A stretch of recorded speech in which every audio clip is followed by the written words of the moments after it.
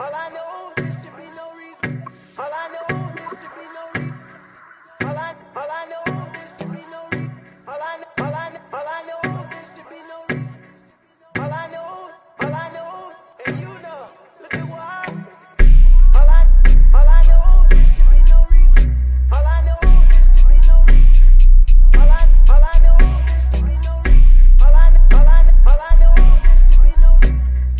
All I know, and you know, look at what happened.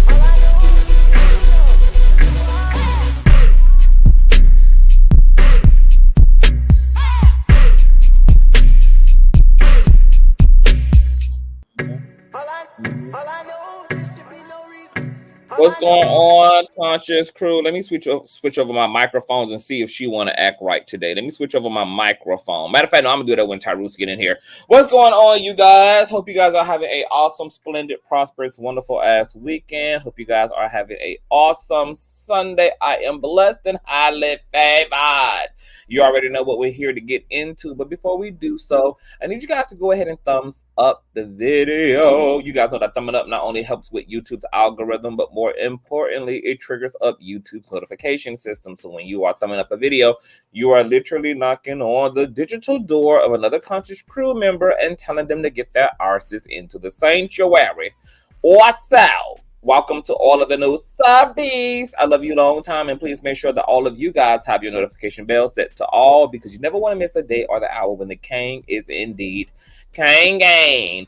Also, make sure that you guys are sharing the stream out to wherever it is you have digital community, whether that be your YouTube community wall, your Instagram, your Snapchat, your Facebook, your MySpace, the dark side of Twitter, Tumblr, or your personal OF. I don't really give a damn where you lay the lane. Just let them whores know the real loud, live, and in color. And with no further ado, let's go ahead and push on through. Oh,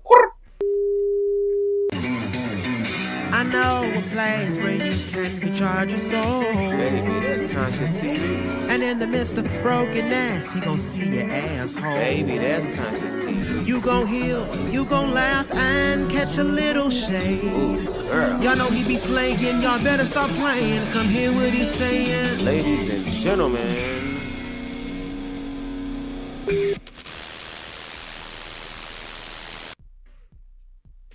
all right. How does my audio sound, you guys? Tyrus, what's going on? What's going on? Hey, your audio sounds pretty good. Sounds pretty good. Okay, because I had switched over to my professional microphone. But the last time I did that, it was given all type of UFO, alien, extraterrestrial, reptilian, Marvel multiverse as signals. So it sounds pretty clear, like no feedback or anything. Hey, that's been an ongoing theme. You know, all these storms going throughout the country. Oof. Oh, okay. All right, chat. If you guys can hear me well, give me a 1. Give me a old nasty Alpha Omega 1 in the chat. If the audio is audioing for you all. Want to make sure you guys are good before we get into this riveting discussion. We may also have some time to drop the link. All right. Okay, so yes, honey. See, I had to get that witchcraft up off me. Somebody been throwing dust on me, Tyrus. Somebody been hating all the progress and all the wins and all the good energy and prosperity and the overflow and the abundance. Yeah, a bitch been throwing bones on a bitch. Okay, trying to sabotage me. Okay, but you see how God just touched that microphone today, baby, safe and sanctified it is. How you doing, Tyrus? Man, I could be better, you know, but I'm good. Tyrus, you guys, is suffering from straight man problems today. One of his favorite football teams got their asses kicked, and I'm talking about by a large margin. It wasn't even like a close call, babe. I'm talking about them niggas might as well should have stayed home the way they got their asses tore out of the frame. So, you know, he got the blues. So we gonna hopefully he can direct all that frustration into this topic today. Have you ever been to a Super Bowl like in person before? Oh no. I want to one day. I hope so, but yeah. I definitely my dad used to take me to Browns games all the time, and then I try to get my daughters to go with me every now and then. Yeah, nice. Yeah. Nice. All right. Well, you know, better days ahead. And you know what they say on Friday? You lose to win another day, or you get shot to live another day, or whatever the hell Smokey are. Craig said it. We got the Cleveland Cavaliers, you know what I mean? My guy Tristan Thompson, Mr. Messi himself, is on the squad. You know, we looking up. We're good. Oh, is he new to the team? No, we drafted him originally. Was he an asset? Hell yeah. Okay, just want to make sure. Well, I don't know. Y'all might need to reconsider because he should be able to score them games for y'all the way that he be scoring them churns. Man, hey, look, we didn't know about that thing until after he left Cleveland the first time. Oh, okay. All right. It was a mystery to all of us. I just know that he got a strong 3-pointer. Oh my God. Very strong. Anyway, let me shout out to some of you guys in the chat. What's going on, Francis? Hey, Morky. What's going on, Sabian? Hey, Charlene. Hey, Dreaming Edmund. Hey, Boo. What's going on, Michelle? Hey, Love. Hey, Tanika. Hey, S. Dukes. Hey, Ray. What's going on, J990? What's going on, Sheree? JH Cheryl. TL Goldie. Coach Leslie. Monica. What's going on, Corn Silk? What's going on, Cali Girl? Deanne Griffin. Hey, Victorious Africa, what's going on? What's going on? Mulaney, Black Doll Baby. Hey, Sin. What's going on? Zephyr's Views. Hey, Auntie Trisha. What's going on, y'all? Hey, Wendy. What's going on? Jackie, Sexy Nessa, Rock Chick, Rugby. Hey, Boo. Hey, Ashley. Hey, April. Hey, y'all. My other sin number 2. What's going on? Denitria. Hey, Jay Goody and the Misters. What's going on? Jen J. Hey, Tamara. Hey, y'all. All right, you guys. So let's go ahead and get into it. Please continue to thumbs up as you guys are piling into the sanctuary. Tyrus, I'm sure that despite all your football playing blues, that you've heard about the controversy all around the world regarding the reboot of The Color Purple. And some of the allegations that Taraji P. Henson made regarding production and low pay wage. Have you heard anything about what's been going on? I've heard a lot. It's a doozy. Okay. Yeah, it's a dub. Okay, so we're going to get into a lot of stuff, you guys, okay? I wanted to talk about this issue because I feel like it's very multi-layered. You have the intersection of sexism, possibly race. You also have the intersection of mammification, just the mammification of it all, and how anti-Negroism is also at work amongst the Black and brown community. Okay, so we're going to just cover all of that, starting, I guess, with the initial issue. All right, you guys know that Taraji and Fantasia and Whoopi and a lot of A-listers starred in this reboot of The Color Purple. Have you seen the reboot? Because Reckless forced me to watch it and then abandoned me mid-movie. Wow, he abandoned ship on you like that?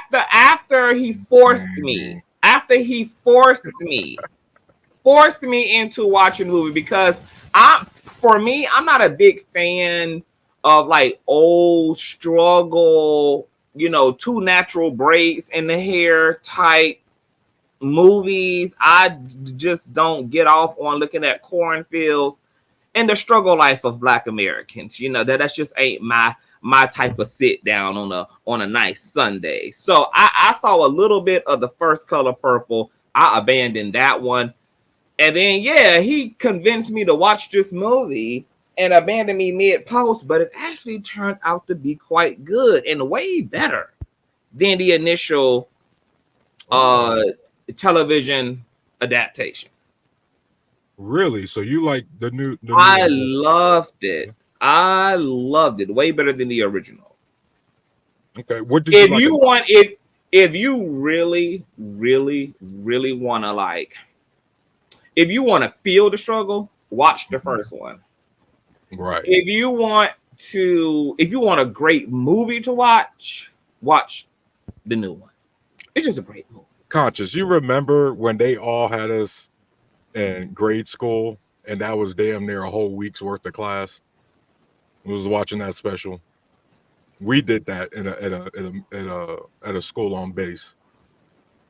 Yeah, you're right. You're right. Now, a lot of people look. Mm-hmm.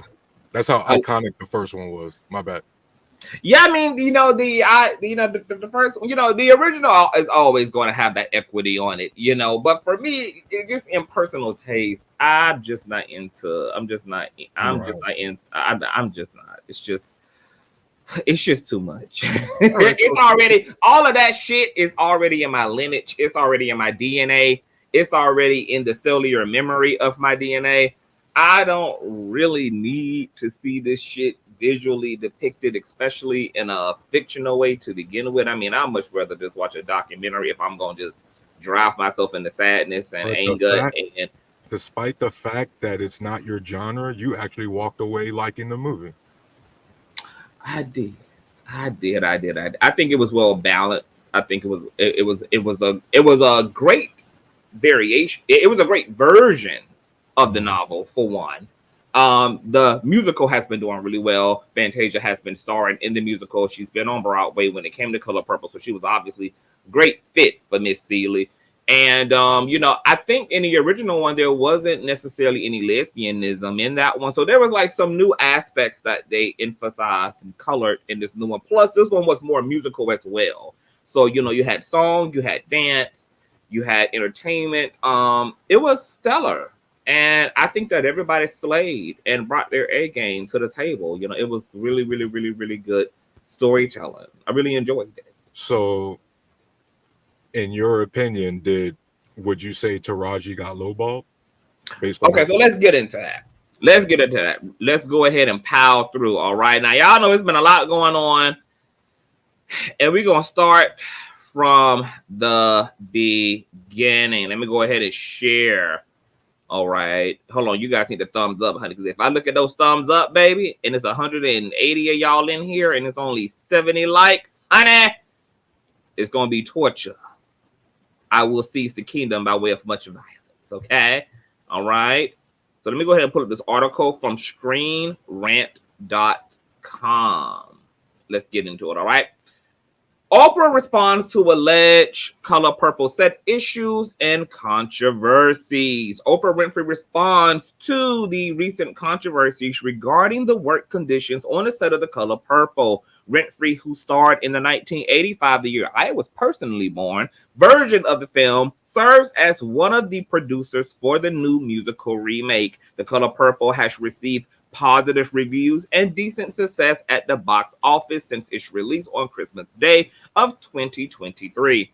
Speaking with Entertainment Tonight, Winfrey responds to the recent controversy surrounding the on-set experience on The Color Purple regarding the claim that the producer was not supporting Taraji P. Henson. Winfrey clarified that she did support the actor and was the greatest champion of this film. Check out the full quote from Winfrey below.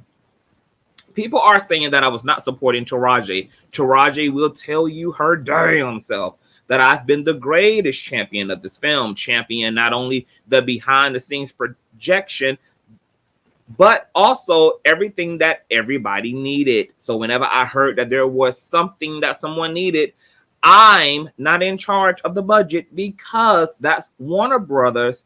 That's the way the studio system works. We as producers, everybody gets their salary and everybody is negotiated by your team. And so whenever I heard there was an issue or there was a problem with cars or the problem with their food, I would step in and do whatever I could do to make it right. And I believe that Taraji would even vouch for that and say that this is true herself. All right. So Oprah Big Afro Winfrey child has stepped into the group chat and said, calling all cap, I was one of many producers. It was not on me alone, per se, to make sure that everything was provided accordingly to the staff. However, whenever I got wind that there were inconsistencies and there were problems, I certainly made everything right. And I am confident in assuring that Taraji P. Henson herself would indeed agree with that. And also, I'm not responsible for anybody's pay that is not negotiated by me or with me. That doesn't regard me. I am only a producer on the film. That is an issue that is between Taraji and Warner Brothers themselves. All right. Winfrey's response comes after recent claims from Henson regarding her negative experience on set. According to Henson, cast members on The Color Purple were not given food on set or trailers during rehearsals. Furthermore, the actor claims that she had to fight to get the cast transportation to set, as the actors were originally given rental cars and expected to drive themselves. Henson complaints about The Color Purple set did not stop there. She also claimed that she had to fight for fair pay in the early stages of The Color Purple's production, on top of trying to secure the aforementioned amenities for her co-stars. In her complaint, Henson pointed out the injustices that often populate Black films in Hollywood, which to her seemed apparent here. Henson claimed to have contacted Winfrey in order to get the food and trailer issue corrected, which led to speculation online that Winfrey was not supporting the cast during the process. While Winfrey's most recent statement implies that that is not true, it is notable that it was an actor who had to speak up rather than a producer. Hopefully, Winfrey is being honest in her stated support of the Color Purple team, as the set conditions sound unjust. All right. Well, the drama didn't end there. God damn it. Monique herself, who you guys know is the poster child at this point for speaking up for Black female entertainers as it relates to Hollywood. Okay. Courtesy of me. Huh? The guinea pig. She put everything out there. She was a human meat shield for the entire demographic. Like, shout out to Monique. My bad, man. Shout out to Monique. Courtesy of Medium.com. Monique, ironically, directly warned Taraji P. Henson about being underpaid. In a recent interview with Sirius XM, actress Taraji P. Henson revealed that she is tired of not being paid fairly as a Black actress in Hollywood, despite her Oscar nomination and her success in films and TV shows like The Color Purple and Hidden Figures and Empire. She said that she has to work harder than her white counterparts to make ends meet, and that she often faces discrimination and lowball offers from producers who claim that she doesn't translate overseas. She also said that she is considering quitting acting because of the stress and frustration that comes with the industry. Henson's words have sparked a lot of reactions from fans and fellow celebrities who have expressed their support and solidarity with her. Many have also pointed out that Henson is not the first Black actress to speak out about the pay gap in Hollywood, and the comedian Monique had warned her about this issue years ago. Monique, who won an Oscar for her role in Precious in 2010, has been vocal about the pay inequality that she and other Black women face in the entertainment business. In 2022, she accused Netflix of offering her a lowball deal for a comedy special and compared to what they paid white and male comedians like Amy Schumer, Dave Chappelle, and Chris Rock. She also revealed that she was blackballed by Hollywood after she refused to promote Precious without additional compensation, and that she was offered only $500,000 for a role in Empire, while Henson was paid $175,000 per episode. Monique's crusade for pay equality has been met with mixed responses from the public and the industry. Some have praised her for being brave and honest, while others have criticized her for being bitter and difficult. Some have also accused her of being selfish and divisive, and of hurting the chances of other Black actresses who are trying to make it in Hollywood. However, Monique has maintained that she is not fighting for herself alone, but for all Black women who are underpaid and undervalued in Hollywood. She has said that she is not asking for more than what she is worth, but for what she is owed. She has also said that she is not afraid of losing opportunities or popularity because she believes that her talent and integrity will prevail. Monique also expressed her love and respect for Henson, and that she hopes that she will get the recognition and compensation that she deserves. She has also encouraged Henson to keep fighting for her rights and to not let the industry steal her soul. Now, maybe I read too fast, but did you hear in that article where Monique apparently called Taraji P. Henson?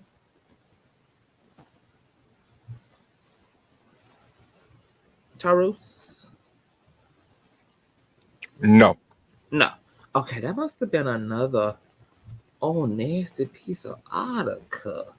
Hold on. Okay, well, there was a Monique apparently had. Oh, my bad. I saw a clickbait article when I was looking up this topic earlier that tried to claim that Monique fired a shot at Taraji recently, but that was clickbait. And so there's going to be those aspects, as you know, people just going to be making stuff up. Yeah. Well, Monique apparently had also spoke to Taraji P. Henson during the year that she was actually suing Netflix, and had encouraged Taraji to stand up for herself, speak up for herself, to not settle for less. She also apparently tried to galvanize a lot of Black actresses like Leola Davis, Oprah Winfrey, Taraji, etc., to all kind of band together like the Avengers and to utilize their Infinity Stones to snap the industry into equality. And of course, that was met to no avail, which is why Taraji P. Henson also kind of came under fire when she broke down recently in interviews crying over the pay wage, because this was something that Monique herself was trying to be vocal and champion behind. And it's being argued that had they all came together and stood their ground, that maybe this could have been an unavoidable issue. But because you have folk who are divided in their philosophies, you have some people who are nigga, it ain't my problem, in the words of Vivica A. Fox. To each their own. To each their own. To each their own, sis. And then you have those like Monique who are like, we are better together. Because this is not an anecdotal individual issue. These are systemic racial and gender issues that are prevalent in the industry. And there's no way to tear the house down or to confront that unless we're confronting that together. But I want you guys to hear from Monique herself, who recently sat down with, I believe, James Wright or Jonathan Wright. Listen to Monique's talking points around the issue of Taraji, Oprah, The Color Purple. This is also courtesy of the Kim Pyre YouTube channel. So shout out to Kim Pyre for the soundbite. Of course, this is covered by no other than fair use for research, parody, and analyzation purposes. And once again, this is Monique and her husband, aka Daddy, speaking about the pay wage and poor working conditions that Taraji P. Henson spoke of. Where's my fair use? I can never find my fair use when I need it. Where's my fair use? Oh, bloop. All right. Oh, let me switch over my phone. When you hear Taraji say, first of all, and I just want to give you step by step, okay? Mm-hmm. When you hear those sisters say, when we showed up, we didn't even have any trailers. When we showed up, there was no food. When we showed up, we had to get ourselves to the set. When you hear all of these things, and who was at the helm of this production, James? Oprah Winfrey. Okay, so when you hear all of these things, and then you start saying, see, this is the treatment of the Black actress. It's nothing new. It's nothing new that the trailers are subpar. It's nothing new that either the food is subpar or there's no food at all. That's nothing new. So when Oprah Winfrey sits at the helm and Taraji P. Henson says, it's an honor that we were handpicked. We were handpicked for this movie. Well, if they were handpicked for that movie, those women should have been taken care of from the moment go. Right. There's no way they should have walked up and there were no trailers. There's no way there was no food. And then when you hear Oprah say, but when Taraji called me, what did I do, Taraji? Lady O fixed it. When Taraji called Oprah, what happened was, James, Oprah got caught. That's what happened. And if you look up the title of producer and what it is a producer's job is, you'll find that what Oprah fixed should have already been prepared when they got there under the title of producer. There need not be a fix. And you know why things like this can happen, though, James? And we all watched those videos with Oprah Winfrey and Taraji. We all hear different things that Oprah Winfrey may say when it came down to Harvey Weinstein, and we don't want to put this all on Harvey Weinstein because we'll miss the what, silver lining? Because we'll miss the point. We'll miss the point. We've watched this person, as I'm watching these videos now, and everything was, didn't I champion for y'all? As soon as you called me up, didn't I champion for y'all? For the production. It's like, Oprah Winfrey, stop it. Stop it. Because what you did was you didn't champion for those Black women, for our sisters. You didn't champion for them. What you did was you, in my humble opinion, it was, we can treat them just like we always treat the Black actress. Who gonna check me, boo? I'm Oprah Winfrey. So then when Oprah Winfrey got the call, well, I fixed everything, but y'all know everything should have been done when you showed up. And that's the part that we're missing. Everything should have been done when our sisters walked on that set. It is no way that should have gone down like that. And now when you see our beautiful sisters saying, yeah, but it got fixed, it's like, y'all, we're making it worse doing that. And either one or two things is true. Either Oprah is powerful, or Oprah is not as powerful at three things.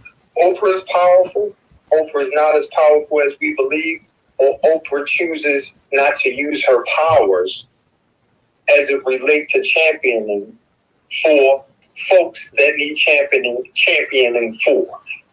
And you know what, too, James? And I say these things that I'm saying to you humbly. So when this comes out, I hope that it reflects the humility that we're trying to put with it. Okay? Yes. It was easy for our community to accept a broken Black woman. And we saw Taraji be broken and bent over and crying. It's hard for our community to accept a Black woman that has a strong Black man by her side saying unacceptable. In an industry, while exhibiting strength herself, you see two Black people coming together saying, listen, we can sit up here and talk about being pro-right, pro-Black, or we can sit up here and talk about being pro-truth. Because that doesn't have any colors. Gender bias is not included. We just talking about what is true. And if we deal with what is true, it will help better those people so they won't have to hide from what's real. They can be truthful and say, you know what? Y'all don't know what it is to be Oprah Winfrey. You don't know what it is to be Tyler Perry. Success is a drug that you can easily want more of, and we lost our way, and for that we want to apologize. How can we make it right? Do you know how wide the arms of the community would embrace them for telling that truth?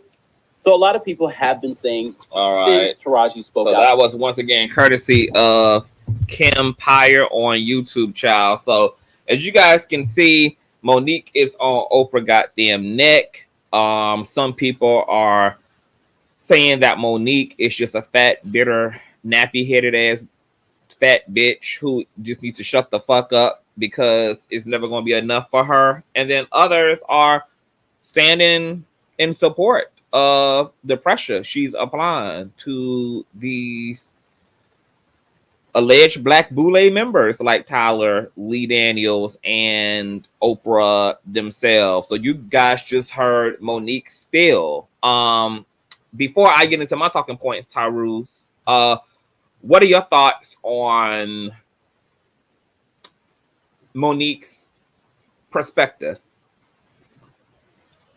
I agree with Monique's perspective, and here's why. Viola Davis, no one here can make an argument that anybody could play Amanda Waller in the DC universe if you're into the comic book stuff like Viola Davis. Do you guys think for a second DC is making Viola Davis drive herself? Do you think any of these major studios is going to make Octavia Spencer drive herself? Unfortunately, when it comes to production and the things that deal with the ground level operations, that's what the producers are there for. And specifically dealing with The Color Purple, correct me if I'm wrong, Conscious, this was supposed to be Oprah's baby, right? Like this was billed as like a project she was really hands-on and supportive of. Yes, apparently. How in God's name does this happen under your watch?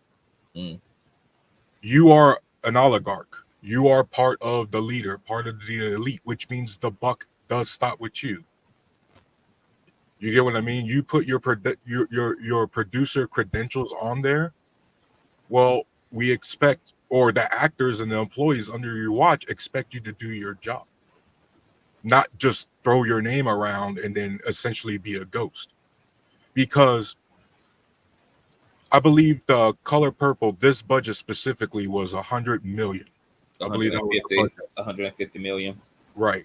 It's only cracked though 50 million at the box office. Right, but they still had the budget to shoot of about 150. So in general, anywhere from 35 to 50% of the budget is going to go to what? Casting, right? Just based off of those numbers alone, how in God's name were these women underpaid? Just based off of the budget. I don't care about the box office because that's after the fact. That's the back end. Whether or not you lost or made money is irrelevant, right? Oprah, you know the struggle How is this happening under your watch? Right? You don't get to play dumb. Oh, I didn't know. Oh, that's on them. You're literally them. When people talk about they're screwing us over, you're the they. You're the there. You're the elite. You're the man. Right? And so what bothers me is that she, above everyone else, knows the struggle of Black American women in this industry specifically, and they still got screwed. Like, that's disappointing, Conscious.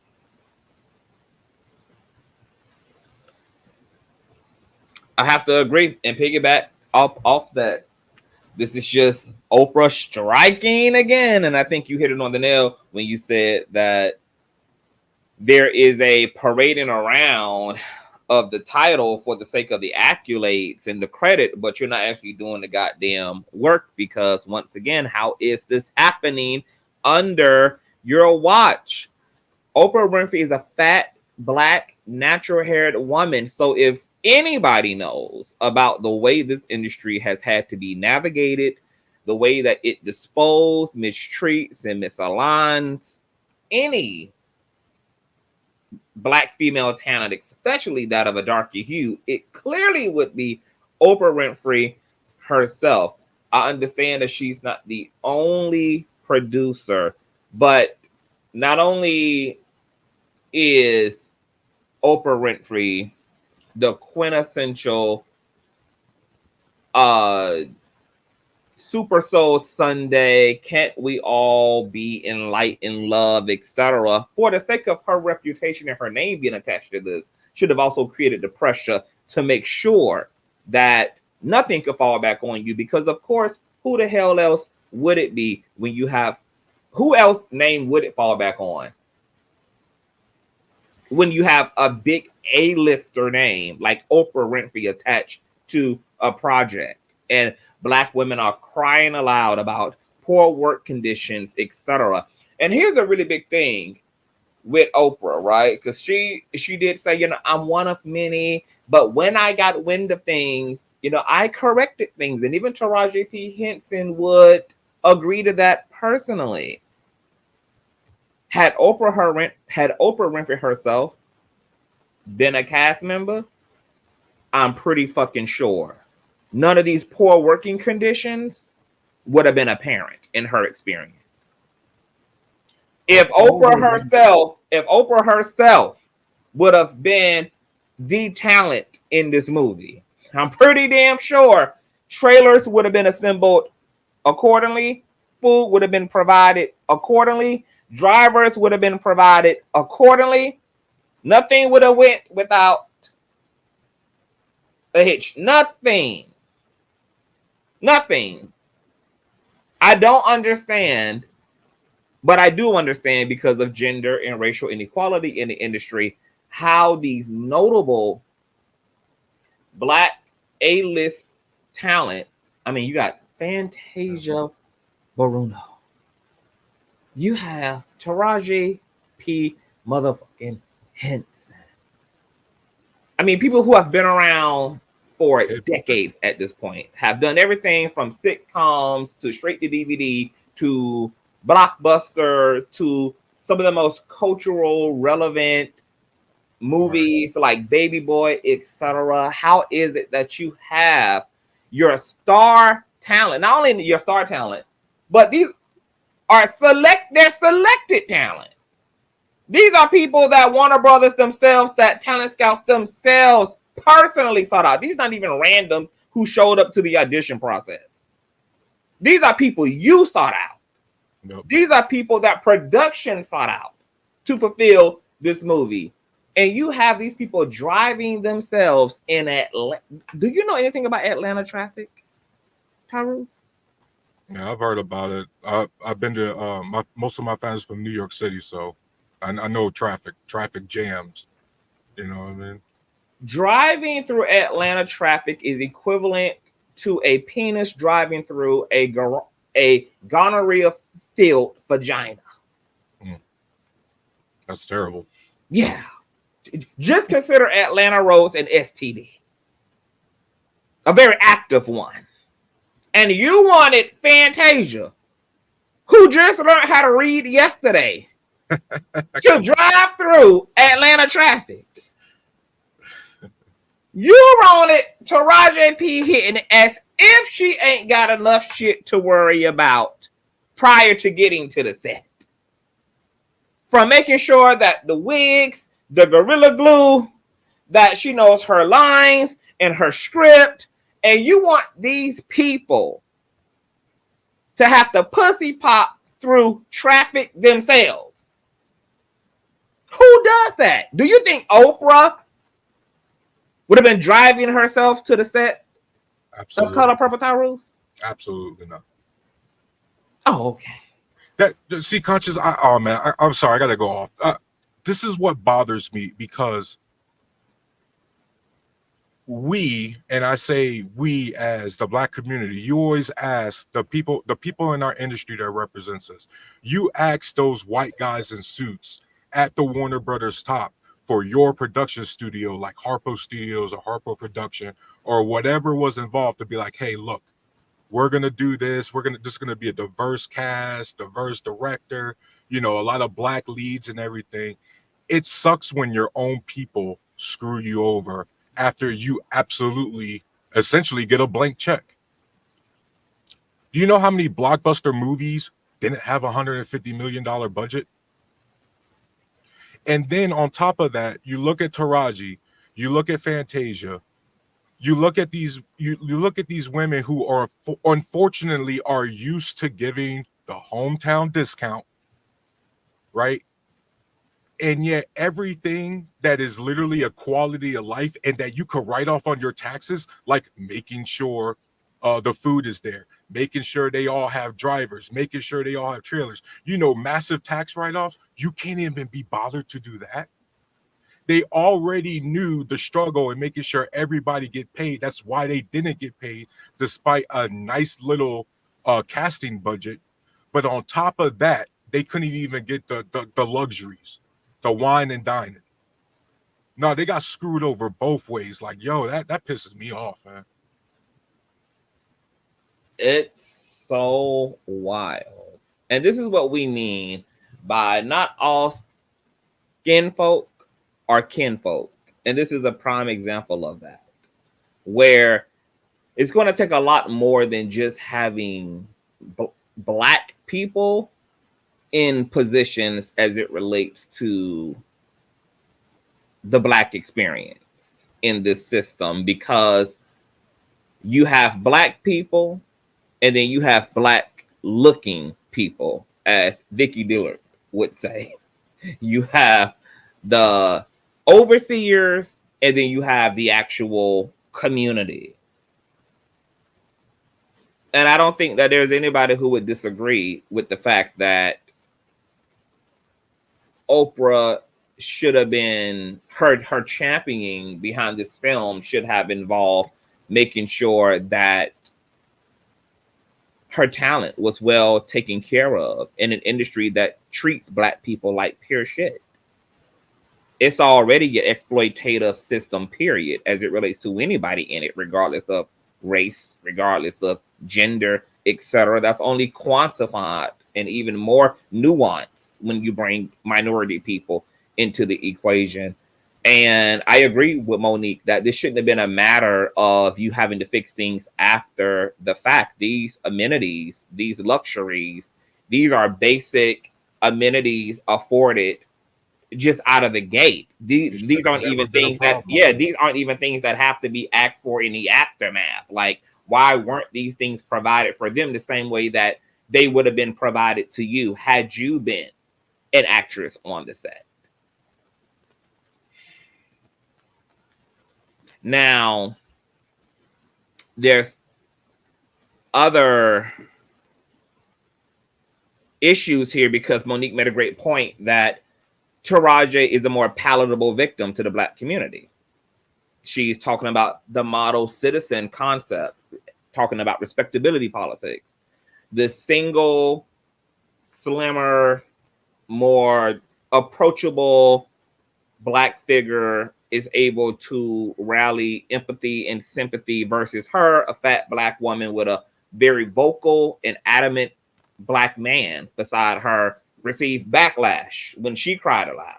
When she cried aloud, the community told her to shut her fat ass up. When Taraji cried aloud, there was a witch hunt against Oprah. There was a galvanizing of the powers of the community and accountability that was had. What do you think about respectability politics? And do you think that they absolutely played a role here? Hell yeah. Hell yeah. Right. It's easier to sort of blackball Monique based on resume. Taraji at least still has a mainstream following. You get what I mean?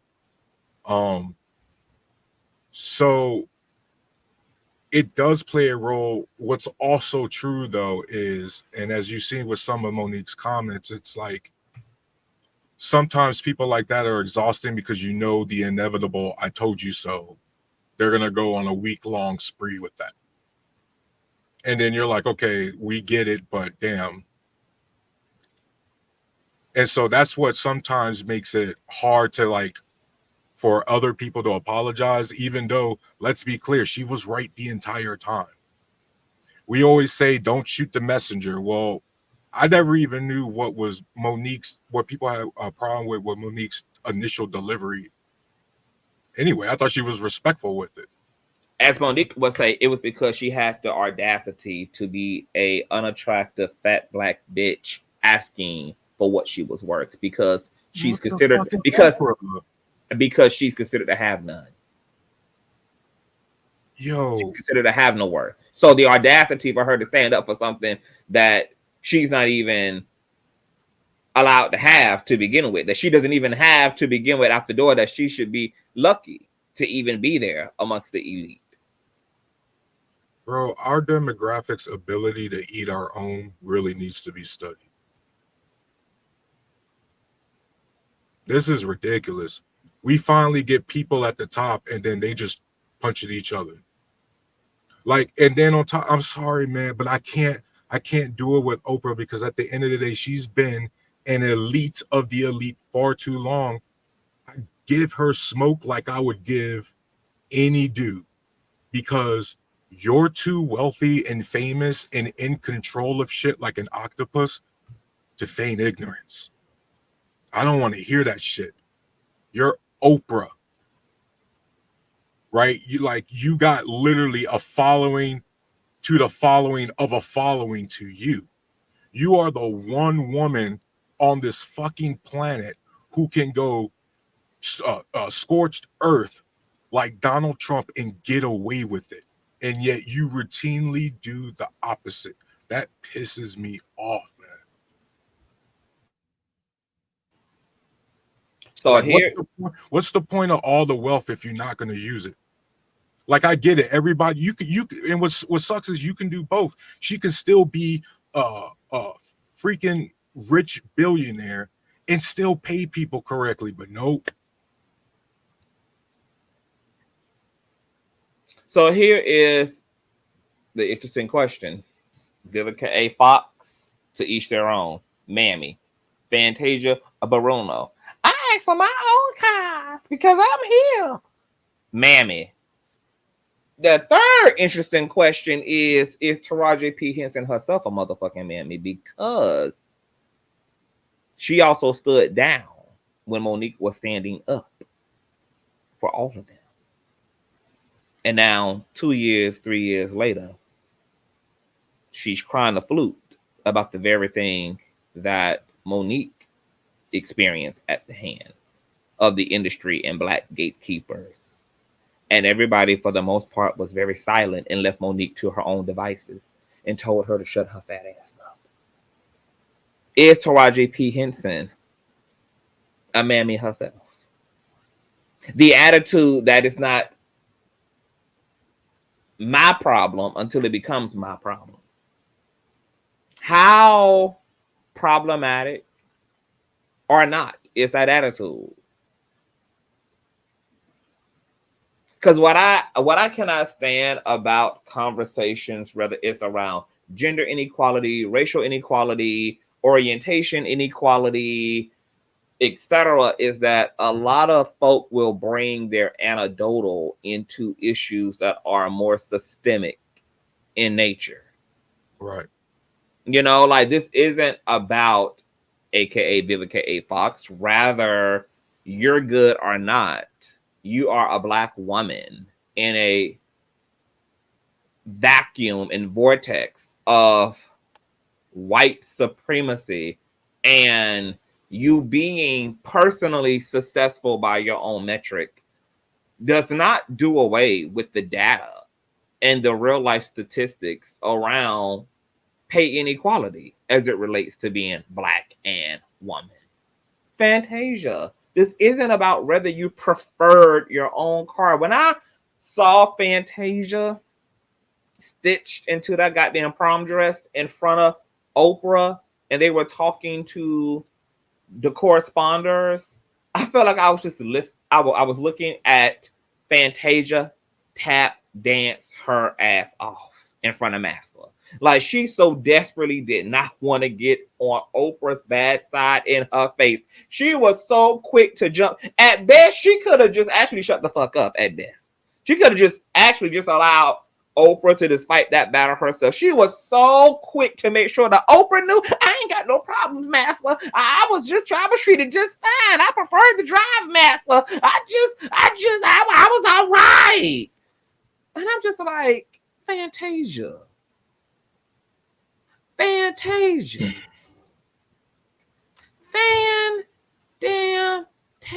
Miss GED, are you okay? Man, I don't know whether Fantasia is used to being on the set of the WIC office versus an actual legit production.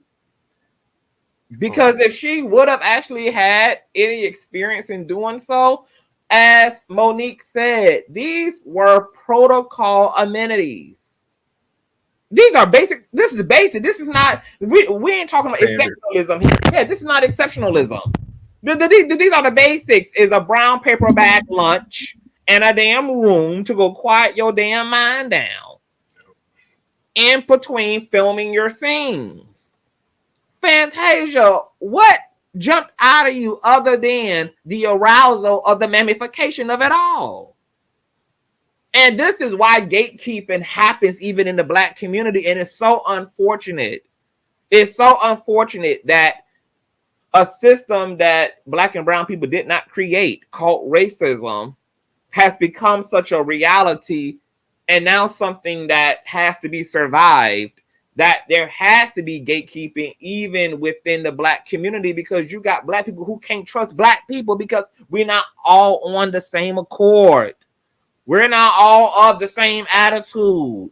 So you got this gatekeeping between light skin, dark skin, biracials, so-called pure Blacks. You got these issues between Black men, Black women, etc., because of the construct of racism, and it's imploding all around us. What Monique was asking for was a Thanos level punch against a system that cannot come down because of the single anecdotal tears of one person. That is going to take an entire movement, that equivalent of a civil rights one. But there's always that, like, what they call a linchpin. Like, there's always that galvanizing figure that rallies the troops. And if that's Taraji, then so be it. I don't care how it happens, just as long as it happens.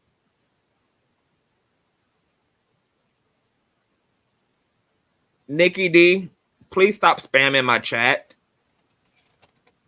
It's no reason for you to put the same comment in my chat 4 or 6 times. Say that again, Tyrus. Oh, I don't. However it happens, if it happens to be a galvanizing figure that, you know, makes everyone aware of the problem, or if it's an actual movement within the industry, which you think should have happened during this recent writer strike and actor strike, then I don't care how it happens, just as long as we start getting the standard done for these employees start getting treated the right way. As long as it happens, I don't care. Because I mean, damn, Conscious, you don't even give your star actress preferential treatment. They all in the slums. Screw it, all of them. You know what the issue is? Damn. The issue with a pale supremacist system is that you are not considered a star in a pale supremacist system. Your talent is. Your personhood is not. That's why they don't give a fuck about the person, because they only interested in the instrument of black and brown people. They only interested in the saxophone they're playing, the drums that they slamming on, the shoes that they tap dancing in. But the people themselves are completely worthless in that system. For sure, but I think that starts becoming where I have to tell my fellow black men and women, there's people in certain positions where you cannot give them the benefit of the doubt just because they happen to look like us, right? At some point, we have to stop looking at Oprah as this galvanizing figure for the black community and start looking at her like the billionaire elite causing problems in this country, like we do all the other billionaires, right? Because, again, she put her name on this. Right? She's the top dog. The buck stops with her. This should not be happening. How long has Oprah been in this industry, Conscience? Well, how does this happen under her watch? Because she ain't one of us. That's why. She is Oprah Winfrey is white supremacy and blackface. She's not one of us. That's why it can happen. That's the only reason why it happens every time it happens. But Conscious, I will say this. This is what I'm saying. I understand how this was bred, but this is still inherently competition, right? No matter the skin tone, because you see it with white actresses and actors, they go through it too. The white actresses are always talking about the pay disparity between them and their white counterparts. You talking about I'm talking about how power inherently corrupts, regardless of the skin tone. You get what I mean? Well, because I don't know if it, okay, too, right? And that's another interesting philosophical issue. Is that the case? Because it's not like we have found all people in power corrupted. We are finding corruption absolutely amongst power, but we're not finding out everybody in power is per se corrupted. So does power in and of itself corrupt, or does power reveal those who are already pre-corrupted? I think it does both, because that's how powerful corruption is. It does all of that. However it can to influence you, corruption will do that through power. You know what I mean? We've seen some of the most well-intentioned people get power and immediately get corrupt, right? You got people who you think are leaders, and then all of a sudden they got to go with a lone ranger attitude, and then they start becoming paranoid because they can't trust anybody, right? That's what power does to people. And unfortunately, that is a universal principle. Western, Eastern philosophy, no matter what continent you look at, there's always some douchebag being corrupted with the power that they got. Just like Conscious, to be fair, there's perfect examples of guys who get power. Sure, they big-headed, ego, whatever, but it's pretty much okay.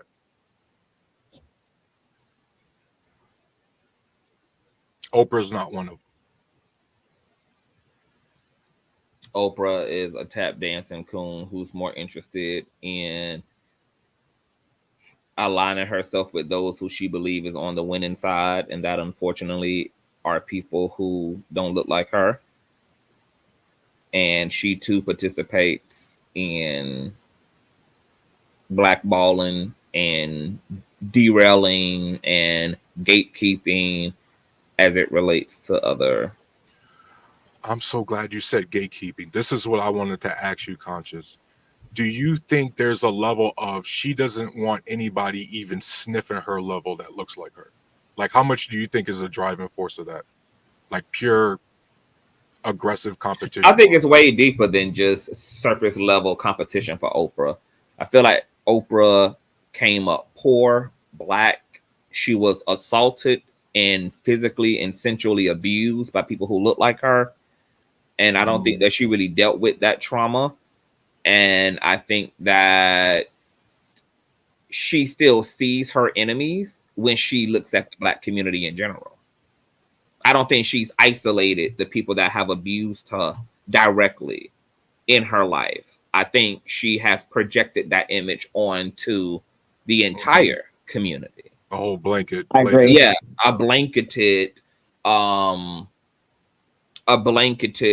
frustration or disdain, etc. I think that's what's ultimately at the underbelly of why she doesn't protect her own, why she will put more white and white adjacent individuals on than actually rally behind her own people. I mean, Oprah was the same person who didn't even want to interview rappers because you know, of her own respectability politics. And it's so weird because I also had to tug on Monique's wig when it came to respectability politics over the whole bonnet situation, because it's just like with Oprah not wanting to interview rappers because of her perception of rap.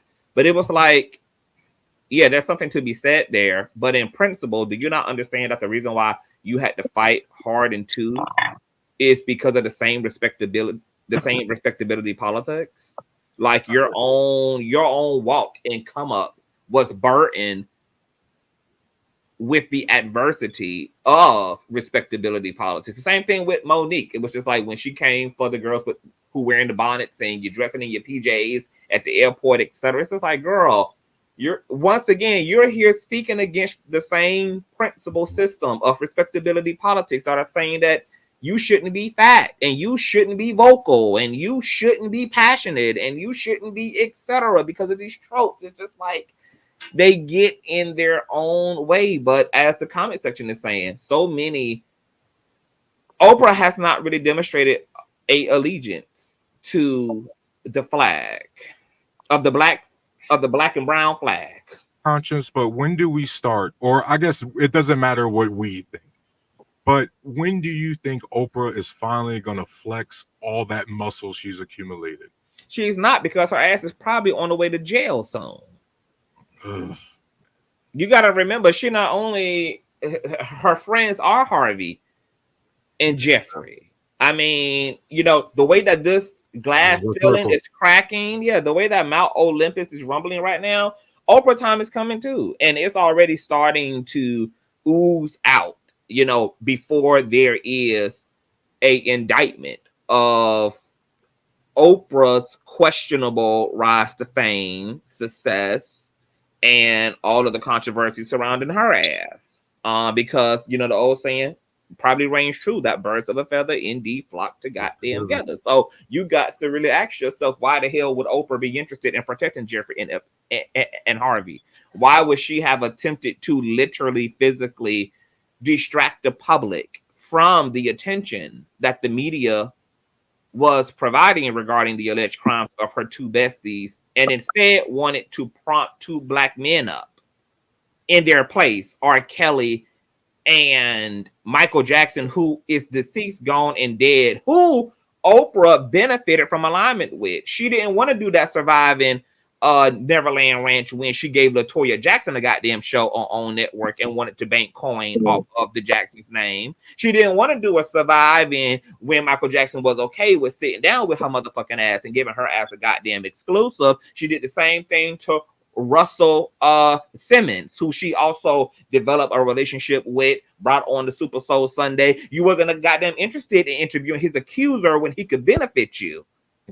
But once again, when it was time for her white counterparts to go down in a blaze of glory, she wanted to prop what she felt were their black equivalent up. And this is why I can't stand the mammies and the fucking pappies of the community, because they always want to derail and distract from the accountability as soon as accountability is being had. Like those fucking tap dancers who love to come into conversations about the way that the black community intersects with white supremacy in the form of the criminal justice system, in the form of police brutality, and then want to say, well, what about black on black crimes? Can you go, bitch, can you go pass out somewhere? Can you go like open the coffin and close that motherfucker on top of yourself? Why are you bringing a AIDS conversation to a cancer topic? What the hell does one have to do with the matter? Actually, if you understood your history, bitch, you would know that black on black crime is a product of white supremacy. You would understand that 99.9% of the issues and the injuries that are sustained amongst the black community, whether it be DV rates, whether it be crime rates, whether it be drug rates, whether it be incarceration rates, are all byproducts of a pale supremacist system.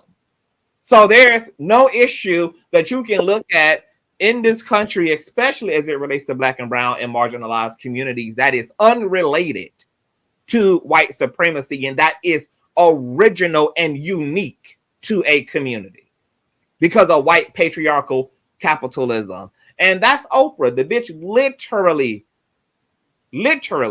came. It ain't a bird, it ain't a plane, it ain't Superman.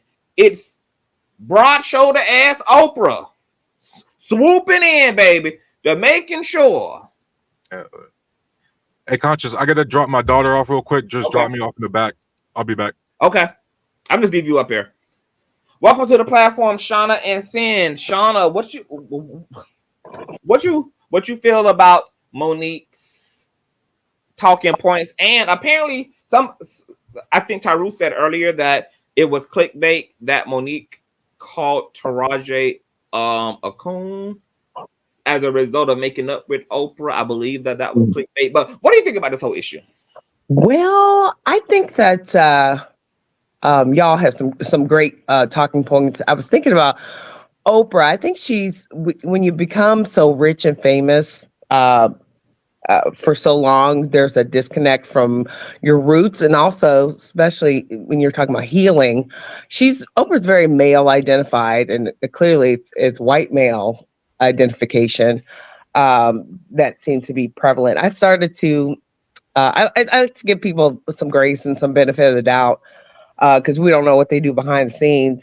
But when her black girl school in Africa, which seemed like a great idea, and all was well. And then I watched a documentary, and granted, documentaries can be slanted, but there was some weird things going on with that. And then also with her alignment with Harvey Weinstein, after news broke with him, which really was, if that's not a red flag, I don't know what is. But I think her outspokenness with this situation is making me really uncomfortable because saying, well, I'm not in it is not a reason. That's just like, that's the maybe you weren't. Maybe she's, so far removed from the production of A Color Purple that maybe she didn't realize. But the last thing you do is say, well, I didn't know, or I'm not involved in it, or whatever. I wasn't the only one. I wasn't the only one. All she can say is, to be honest with you, to say, hey, I didn't know, and I apologize or whatever. But she seems like she's extremely disconnected from the Black community, and I think her allegiance maybe initially was there, but not so much anymore. But I hope that more will be revealed in the type of person she is, because I don't think she's a pillar to the community as we thought she was. Jesus. Sam, welcome to the platform. Your thoughts? Hey, good evening, everybody. I've been sitting here, and you know me, you know how I do conscious love you, giving everybody their flowers. But there's just some things inherently that we need to add to the conversation of this. Number one, if y'all didn't think Oprah went through it, yes, she did, because when she was working on the white news station in Baltimore with that afro, they had a major problem with her. And when she got to Chicago and she started to have her hair big styled like the white folks do for the Oprah Winfrey show, you got to understand she crossed thresholds that she had no intention of crossing back over. Number one. Number two, just if you know, we know the adage of all skin folk ain't kinfolk. Excuse me, with that noise. I've been cooking dinner for my niece and my twin here. Yeah, push off, baby. So anyway, I'm sorry, but ain't all skin folk kinfolk. Hold on a minute. Mm-hmm. Sin is getting the things together, honey. She's really burning, honey. Say something while she comes back to that. Yeah, she did. She did go through a lot, and being the only black face in white spaces, and I think that also can do a number on you. You know, you learn, especially being she was in her 20s, having to sacrifice and do all that. And then I think maybe that's where she got some of her identity from. And that's a safe space, that any space other than being surrounded by white folk, which now it's even amplified because she's a billionaire, that she has to roll with the punches and to stay in community and with her to maintain her wealth is within white spaces. So what would be the point? And she's so far removed that what would be the point in trying to appeal to black people? Exactly my point. That's what I was going to make. She's crossed threshold. She's never had any plans on crossing back. And understand now that she's a part of the elite, she's part of the problem. But there's also something else I wanted to discuss. I'm kind of wondering what was in those SAG-AFTRA contracts that went over, because I grew up in Gary, Indiana, which was an industrial town where my parents were laborers in the steel mill. Whenever those steel mills went on strike, whenever they were able to come to a contract agreement, you best believe something on the back end was taken off.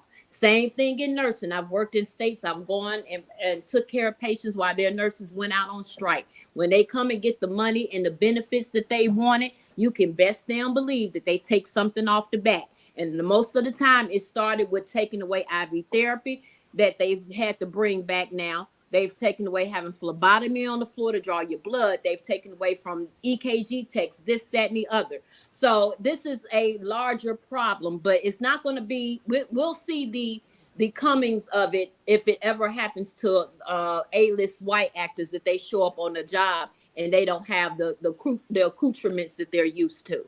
Then the noise will be made, because I'm wondering how production is cutting money, or what their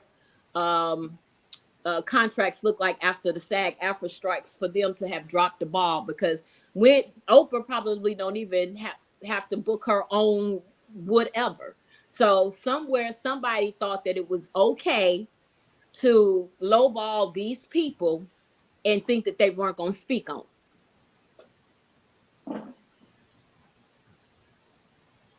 Now that she is amongst the elite, she is a part of the problem. Perfectly stated. That's who she's interested in protecting. That's who she's interested in assimilating to. So what do we do as a community who is impacted by white supremacy, that then turns also into anti-blackness amongst black people, that turns into all skin folk ain't kinfolk? Should anybody have even, should Taraji, Fantasia, or any of them should have even aligned themselves with Oprah to begin with? Like, what is the remedy? How and what do we do about gatekeeping amongst our own? Shauna? Y'all on mute. Oh, sorry. Well, you know, I think when you get to an Oprah level, if you're not doing right by humanity, the only way to resolve it is to complete and utter ego death. You know, just broken down to the get down. I think that's the only way to resolve it. I'm gonna say start telling the goddamn truth. If everybody would tell the goddamn truth, none of this stuff could really stand at the level that it does. because telling the truth maintains a constant state of transparency and exposure. People are less likely to commit crimes that they in fact can't hide because people are in the business of telling the damn truth. So I think that telling the truth single-handedly as an ethic, as a moral attribute could aid and abet in the destruction of the fuckery and foolery of the industry. You saying how do we combat gatekeeping amongst our own? I don't think that, in all honesty, that I think we can, but on that level you won't, because they're going to hold you to the plumb line. Just like, and even with her own family, she didn't have a lot to do with her mother's side. And I'm gonna frame this in terms of rumor mill, although I know it personally. There was a family reunion that was supposed to take place in Arkansas somewhere, wherever the people were supposed to travel. She was supposed to send the bus and sent a broke down raggedy ass bus. Did those that were supposed to ride that bus go? No. Don't ask me how I know. Don't judge me. Judge your mama. Just trust me that's exactly what happened. And you got to understand, once you get up there, the whole purpose of elite is to separate yourself from humanity, from the things and the struggles or whatever you had to get to that point, or even if you were born with a silver spoon. She's not coming down off that threshold for none of us. But what we need to do is, for the ones that are striving, keep holding people accountable for what are you giving to give back. The whole purpose of us getting ahead is so we can reach back and get some others. But we kind of have become a self-serving generation. And once I'm there, fucking you with the rest of them. How did you two ladies feel about, speaking of gatekeepers and mammies, Fantasia and Vivica's response to Taraji's Ain't issue? Nobody checking for Vivica. I thought it was embarrassing what Fantasia and I'll give her she kind of put on the spot. I could understand speaking to the situation kind of offhandedly, but we all know that Fantasia hasn't been in the business like Taraji has. And she's still there's some ramification there. I mean, Oprah's right there. What's she gonna say? If you can't say anything, the other actress didn't say anything. I would have said nothing. Right? Exactly. She jumped in unnecessarily. She wasn't even asked. She just jumped. She just offered her ramification up. Yeah, because she's afraid. Also, fear. But looking like she's opposing. Sorry, go ahead. Oh no, I'm sorry. What I was saying is that it wasn't stupid, but in terms of we all know anybody that been here at least 3 to 4 decades and above, they love serving up, and this is the age of Aquarius, and everything that's been done in the dark is coming out. They like to serve what I call those wake up cards, and if she keep on juking for the master, and she slip up somewhere, she'll find out just like everybody else does. Like I said, ain't nobody checking for Vivica. She's always been C-list. She'll continue to be C-list. And because she picks where it's safe for her, so she don't have to deal with it. She knows the little amount of money that comes with it. Long as she's comfortable, okay, whatever. You're right, it's not her problem until something happens and it becomes her problem. When they really pay her lower than what she's worth, even at that level, then she's gonna want everybody to windmill in these streets for. And by that time, I'm gonna be busy doing something else. And that makes me question if Vivica A. Fox even knows she's being lowballed, because maybe she's one of those people who prioritize clout and visibility even over pay wage. I wonder if she even knows that she's been lowballed. I don't know what her situation really is financially, but I'm just like, okay. I think she knows. And I think she's like a lot of us, just surviving. And I would see on other platforms. They're like, well, she's she's doing everything, which it is good for her. But yeah, somebody was trying to make it a dig that she was in some sort of car insurance commercial, and me. I don't think you can discount anybody's. She's got a work ethic, and I don't think you can discount that. But I also think she's also what a lot of us suffer with. My own mother suffers with is the survival mentality. And when you have that survival mentality, you could have billions of dollars in the bank, but you still trying to survive. So, and when you're trying to survive, you're not thinking about anybody else. And that's how I think Vivica is, the way she responded really irritated me. When she kept saying to each his own. So what does that even mean? She said it 3 times. And that was the gatekeeping. There's a them, the poor, struggling, worthless hoes who are, reaching for scraps. And then there is me, the elite, me, Miss Independence Day. That there's me, true A-lister. There's me, then there's those girls. I don't have those girls' issues. No, of course not. I'm amongst thee. It was I have arrived. It was a very much so like, I'm not black, I'm not woman. And I'm just like, girl, any day now, you could be Monique, Gabrielle, and or Taraji. Because you qualify as black and woman for the same fucking issues that they're being vocal about.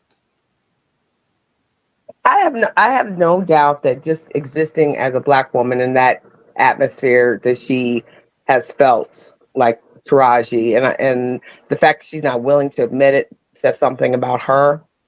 There's no way that she can exist in that space and has been undermined and undercut, and she doesn't know about it. She definitely knows about it, but she's in survival mode. So whatever they give me is fine. I'm not going to say anything as long as I get mine, which it works until it doesn't work. Somebody said that Vivica has the Stacey Dash complex, the Raven Simone complex. I identify as an American. Not as black or white, but as an American. The Raven Simone complex. That's offensive. That's so offensive. You know what? There's a new movie coming out. It's called American Fiction. You heard that, Conscious? No. Okay, so it might be out. I don't know, but I've seen a couple brief commercials. I really don't know what it's about, but I've been watching this YouTube essayist. He did a movie review on Bamboozled. Have you seen that movie? No. It was a Spike Lee movie, and exactly what we're talking about. It's about Damon Wayans was the lead character, and I haven't seen either, so I'm just going off of what I saw from this essayist, and how Damon Wayans basically shucked and jived his way to the top, and he got all these accolades, and it basically it's a Spike Lee movie examining these people who are called coons, cooning. And somebody was, or he was referencing American Fiction as something similar to that, but a more modern day depiction. But I think it's and it'll probably be a little bit more palatable to white audiences than Bamboozled was, because I don't remember when Bamboozled came out. I think it was the 90s or early 2000s or something like that. But it's interesting how American Fiction, which I want to see it. I can't remember who's in it, but it's kind of coming out at the right time by no accident, I think. What's the resolve is my question. If the world is always going to have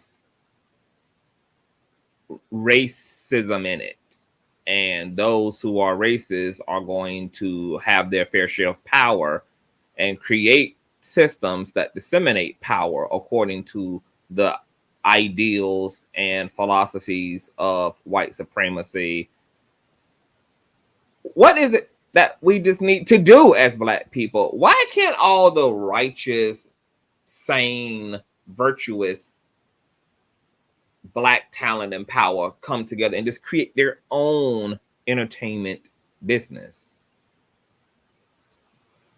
There's going to be some intersections there because that's just what's going to happen when it comes to funding, etc. But can't our Black talent just form their own oasis of hope? Can't we do this largely without having to directly deal with the politics of the industry that already exists?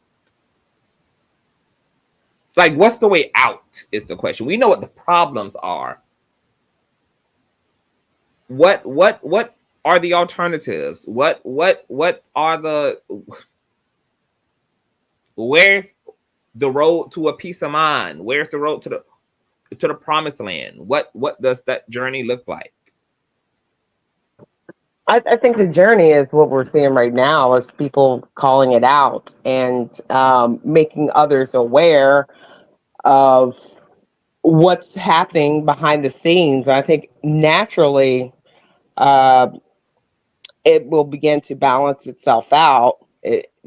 I think expeditiously, because we are able to see what's happening behind the scenes, that more people are going to be able to rally behind each other if they want to. And I think the reason why it hasn't happened, because we're still in the mindset of surviving, making sure we benefit the most of our efforts, but people are slowly starting to understand that benefiting yourself isn't benefiting your people. You're only successful when you're helping others. That's the moral story in any aspect of life. And for all of us, the only way you're going to benefit truly is through helping others to benefit as a community. As I said earlier, transparent and honesty has to be top tier prioritized. To your point, Shauna, that comes with a massive ego death, because you have to be willing to make the sacrifices and to endure the consequences of transparency and honesty. But also, I think there's a large space in the dialogue for what we can do for ourselves. Like, some of this came up around Will Smith and Jada Pinkett Smith boycotting the Oscars, etc., under the same concept of issues. But then on the other hand, you had YouTuber, reality star, influencer, blogger Jason Lee, who has created his own fucking award ceremony that he puts on every fucking year. Which lends to my question of why, like, yes, the prevailing system has to be checked, rectified, refined, etc. But it's not the only construct that exist. We can create our own realities. We can create our own frequencies. We can create our own industries. Jason Lee is over there putting on a award show with fabric that came from Macy's, but nonetheless is his own shit. And he has invited A-listers and Z-listers and various folk, to this award ceremony, celebrating various folk in various aspects of the industry. Why isn't there a Black Oscars? You have all these wealthy, powerful Black and brown folk who still are begging for scraps from Master's fucking table. But yet they have the audacity to have their own production companies. They have the audacity to have their own clothing lines. They have the audacity to have their own perfume and cologne lines. They have the audacity to have all these properties, etc. So why not have your own fucking industry? Why are we still only at the table of master when we can create our own fucking table, create our own rules, create our own engagement? I think it's not really realizing your power, and also the fear of failure.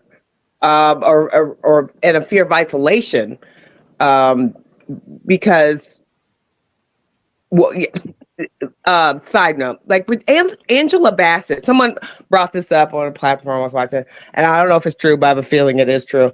Angela Bassett receiving that honorary Oscar, I think, and people, the discussion is, so she's happy, we should be happy, and I'm like, no, I don't agree with that. Well, we can be happy for her and upset right. at the industry. Right.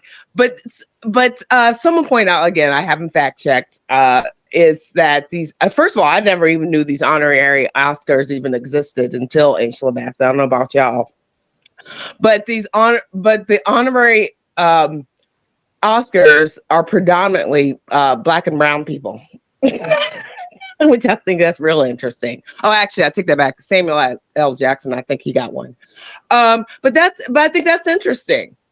Something we really need to stop participating in this foolishness, since we can clearly be successful and being true to who we are or who we started out as. But the fact that Oscars are for white people, yet we still feel like we need to have it. It's blatantly obvious that it is only for white people. And then again, these honorary Oscars are for the Black and the brown people. I think they're kind of stating what their purpose is. And the disappointing thing about Jade and Will with these Oscars is that they never stayed true to what they were saying. So now that in the future, we see that they were just bullshitting us. Because what do you mean about that, Shauna? Which part? True. Because if they want to boycott the Oscars, you boycott the Oscars. You don't go back and go get an Oscar. You know what I'm saying? They were lying. You're boycotting because he hadn't won one for purely selfish reasons. How do you lose sight of... Some people are arguing that on behalf of Monique, that she only rallied and spoke out because of it being her issue now. Has she been to any other Oscars afterwards? I mean, I don't know. That's something. Well, she was a blackball, so I mean, right, true. So you can't really. Yeah, no, I agree. I'm not real sure about that. I mean, that's something definitely I wouldn't say no, that can't be true. But going back to Will and Jada, how can you say boycott the Oscars and not stand on that forever? Once you decide that's the stance you're going to take, that's my question. What made them not like change their mind about boycott? The Oscars where Will Smith had assaulted Chris Rock at? Yeah.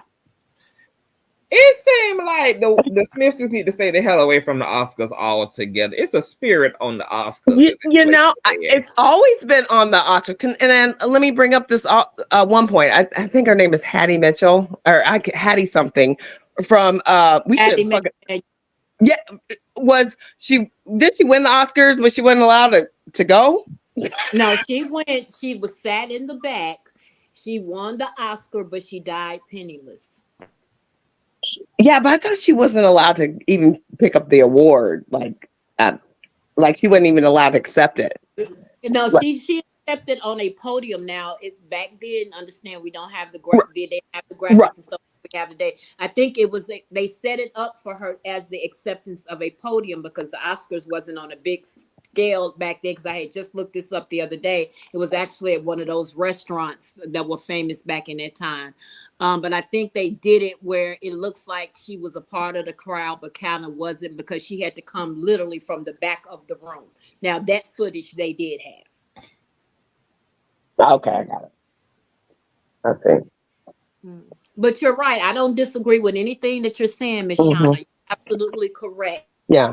My issues are that, going back to something Conscious had said for a minute, that why don't we have our own tables? Well, hell, we had Tyler Perry that spread it low and wide for us to be able to get our own shows and streaming and what we have now. But once you cross that elite threshold, you got to understand you lose it all, which subsequently affects everybody, or you stay up there and you tap dance. Really, I mean, we got to start understanding that those are the choices when it comes to that kind of money and power. How do we write that? Even if all Black folks put in $5 right now to buy the power, we still will come up short.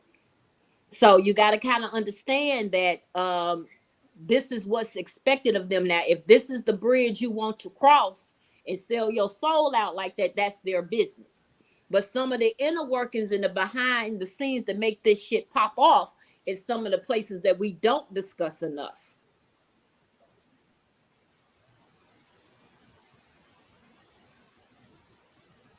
I'm not really mad at the folk who don't like rally up or stand up until it affects them, because sometimes like that's when you awaken is when some shit comes across your desk. But as Shauna said, stand on business once you wake up.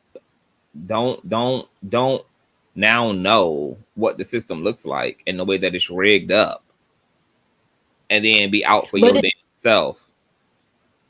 Right, but they once they wake up, and then money or a situation is presented to them, and to get them to pipe down, and we'll give it to you, now that you've made a little bit of noise, then we leave our morals on the table. I mean, if they hadn't already been totally abandoned to begin with, we leave the shit on the table, and then they become the next batch of problematic persons. You got to understand, when he got snubbed, because kind of sort of you kind of thought that he probably would get it, but he didn't. So she made some stink. They made sure that the next movie he had, guess what? Now he's getting it. And then I get there, act like the typical NIGGA. Hey, Conscious, there is something that can be done, like a solution. And what is that? Because if I was Angela Bassett, and I would have grabbed that award, got right in front of those goddamn white folk, and I would have slapped the head off that damn Oscar statue.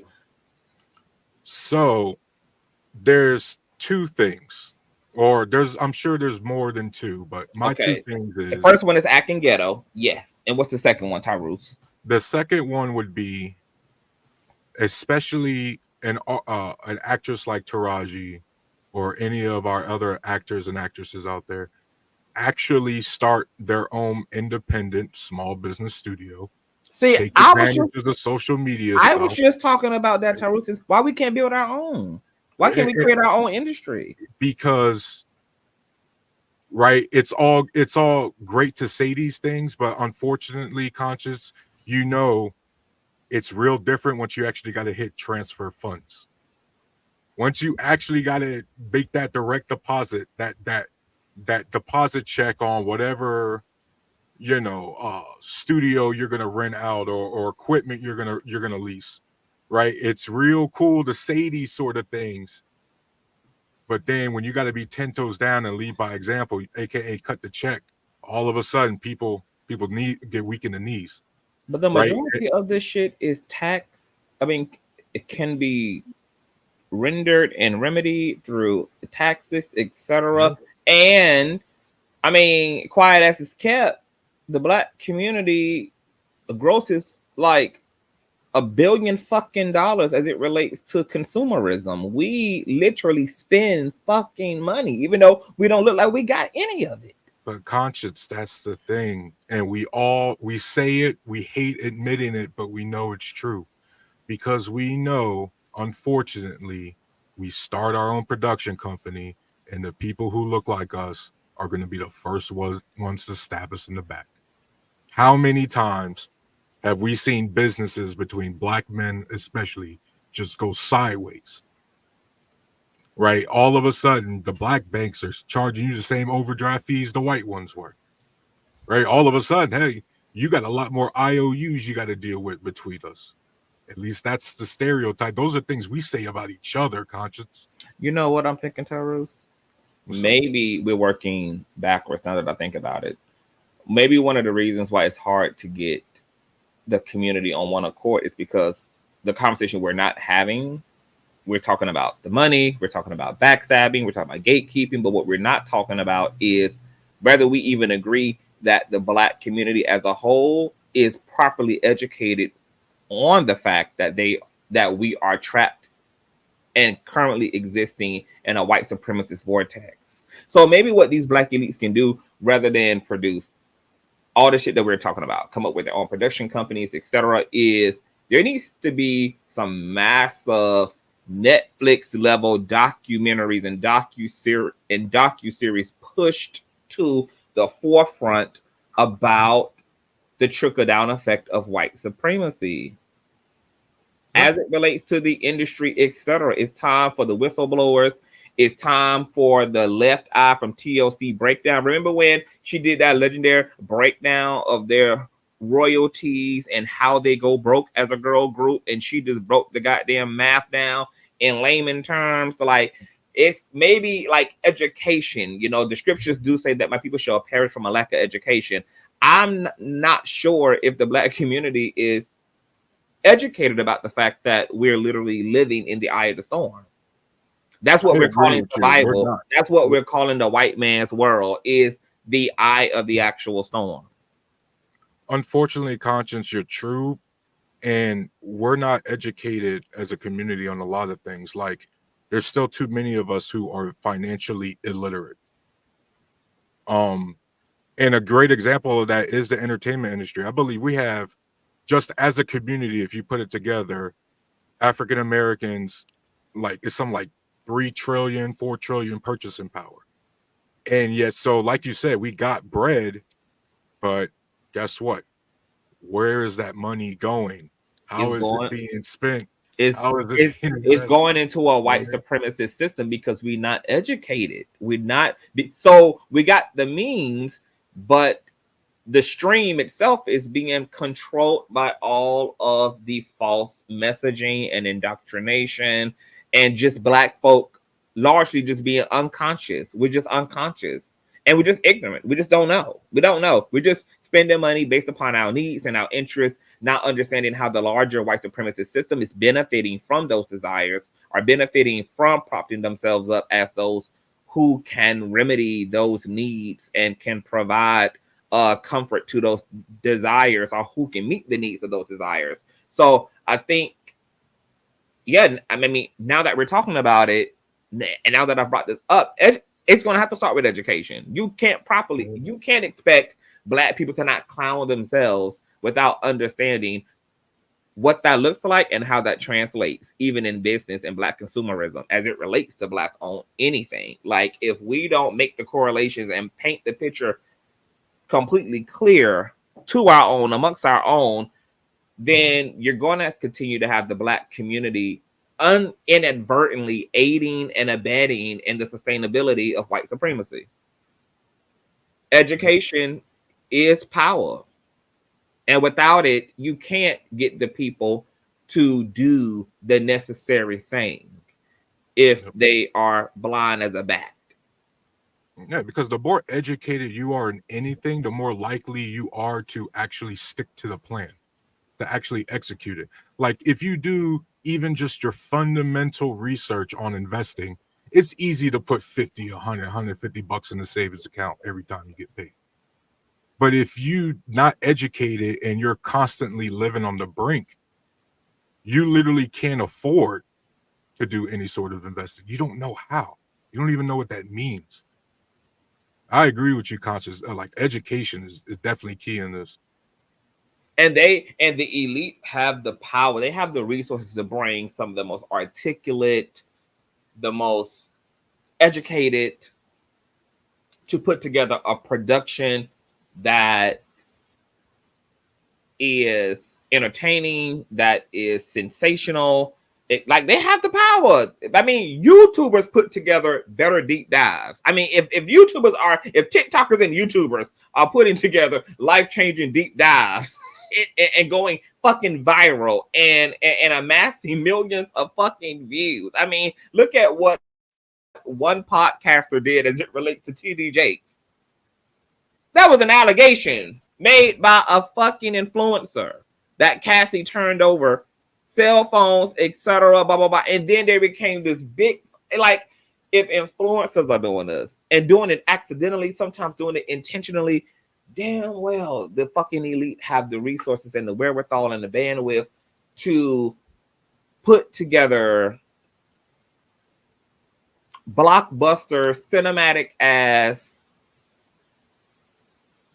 visuals and production pieces that talk about the reality that we're here speaking of today. Kiwana says that unfortunately a lot of people are cool with being unconscious and very blissful. I actually challenge that a little bit. I'm not sure if I personally believe that.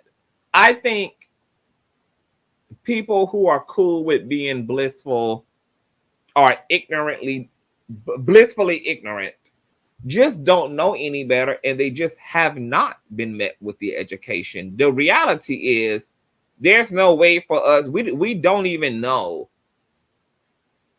what the statistics would look like between the enlightened and the unenlightened until we actually focus on the education itself. Because right now we're talking about a disparity. We're talking about a lack of education. So we don't even know how many people are honestly willfully ignorant as hell. Well, we don't know where to start the measurement at. Like we haven't even like done the thing to even provide an adequate baseline.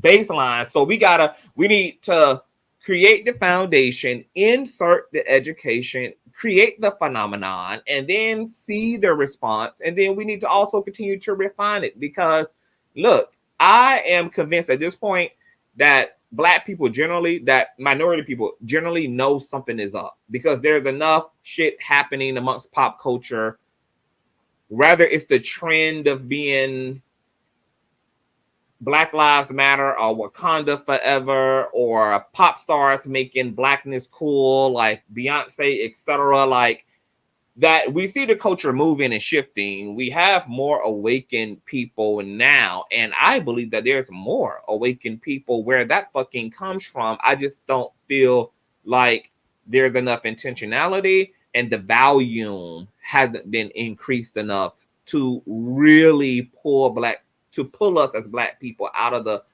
white supremacist coma that we've been in for decades. I'm not going to say centuries, because we have had pockets in our history where Black folk were lucid as fuck.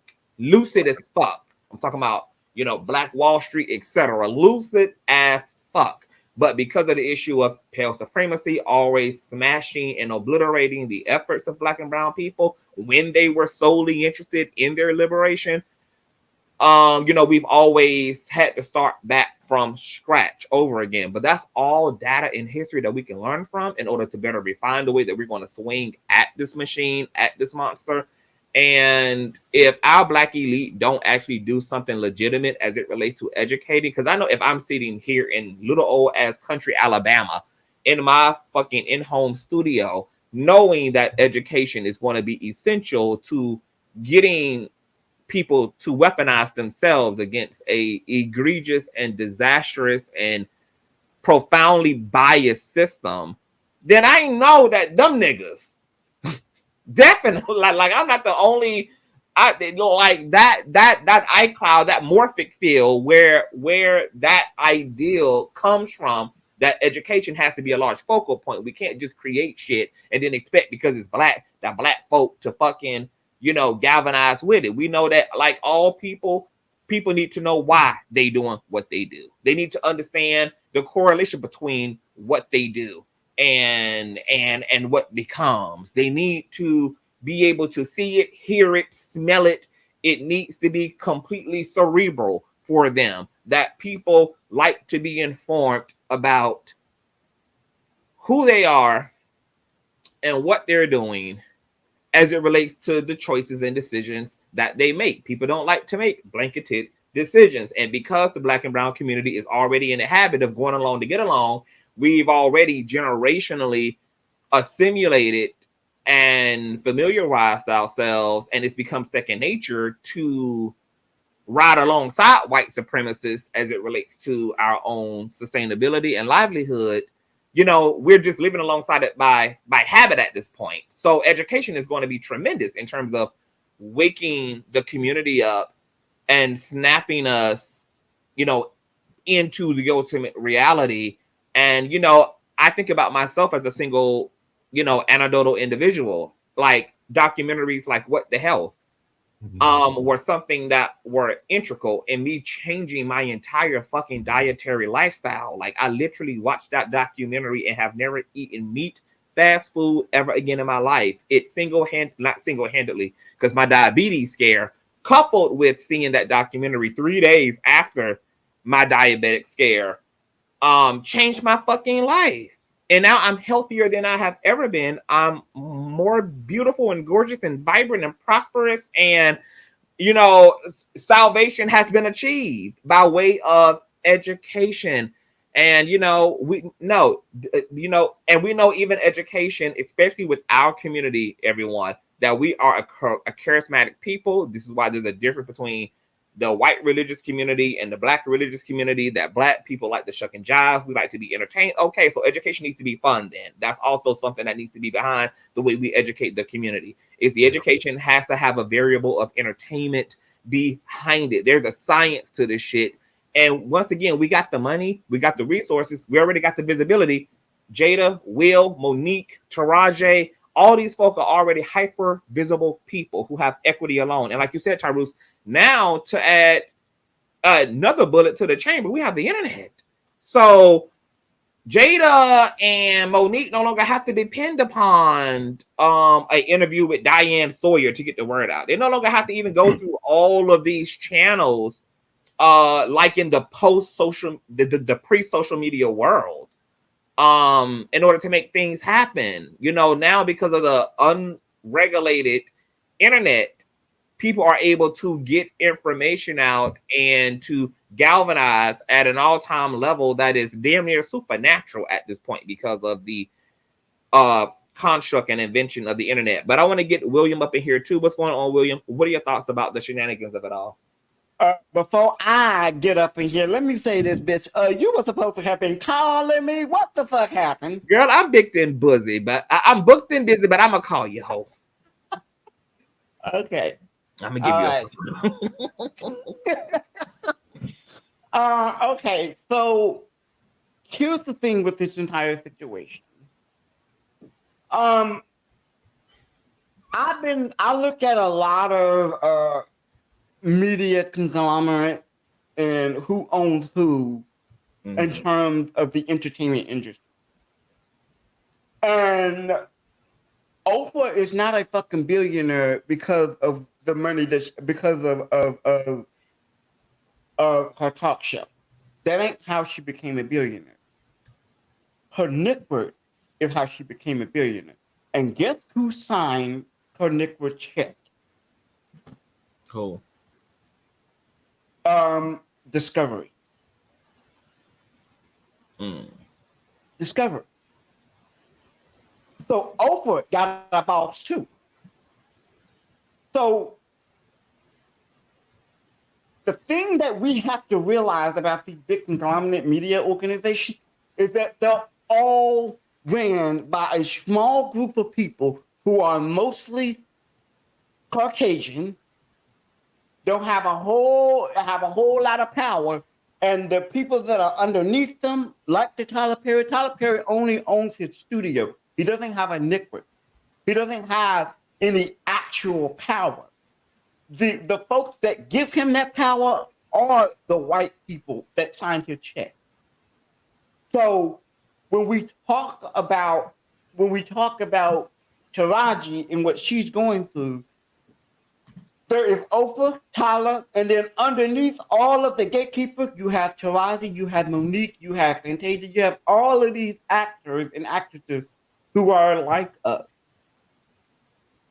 So if there's ownership there, how do you think a lot of the gatekeepers like the Oprahs, the Lee Daniels, the Tyler Perry are able to move in and out of the system? Who's paying them? They didn't get there overnight. They didn't get there by way of their plays and all that other shit. They got to the billionaire status because somebody else is signing their fucking check. Now, when it comes to the whole Oprah Winfrey production stuff, now, correct me if I'm wrong. Is Oprah Winfrey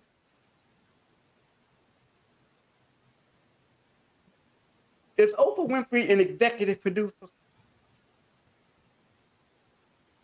Oh, your audio is going out, William. Can you hear me? Yeah. Okay. Let me see if I can get it right. Let me get it right. Hang on. It sounded like it's straight now, but it was going out for a minute. And while William is doing that, I want to say this.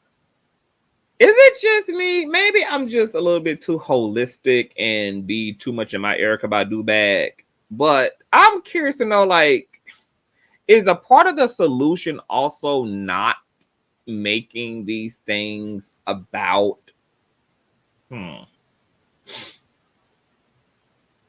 not making these things about fame and wealth? Like, what would happen if we created our own and we literally also just made it about the art itself?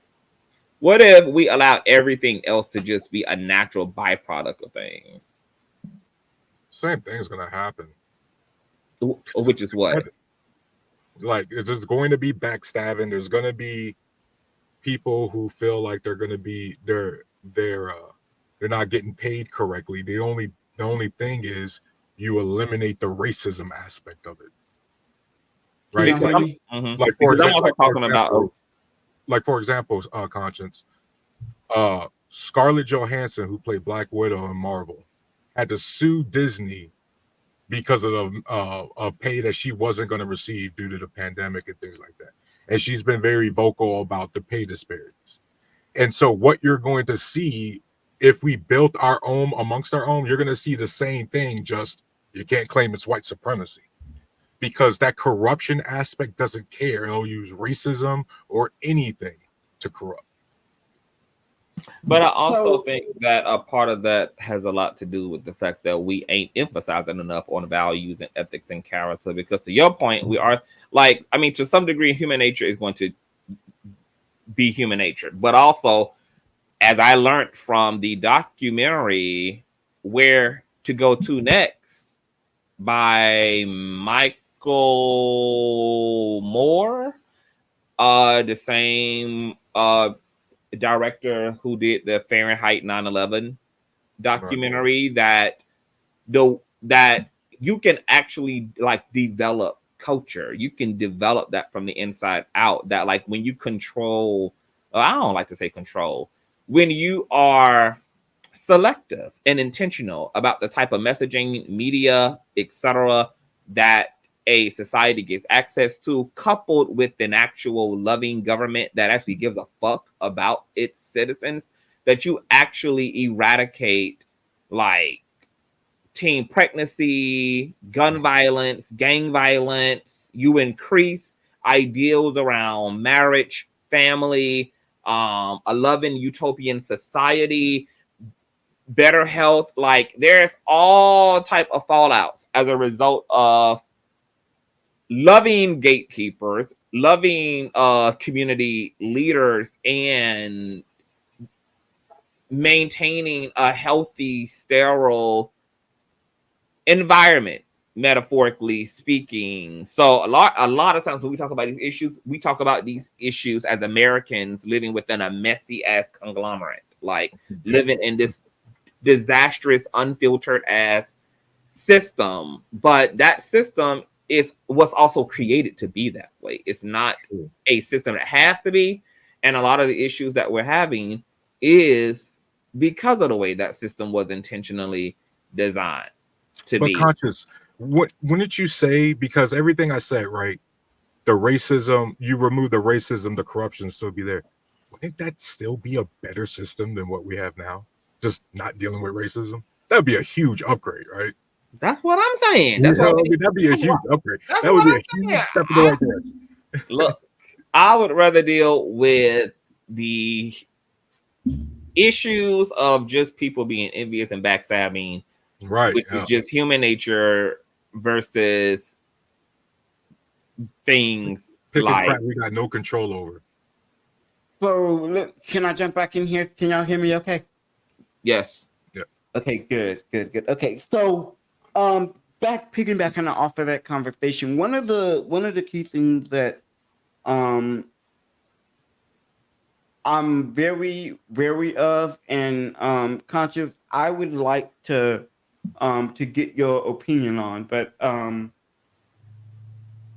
I'm very wary of putting my money into an industry or putting my time into an industry or even into a conglomerate media driven organization where I'm not getting none of what I put into it.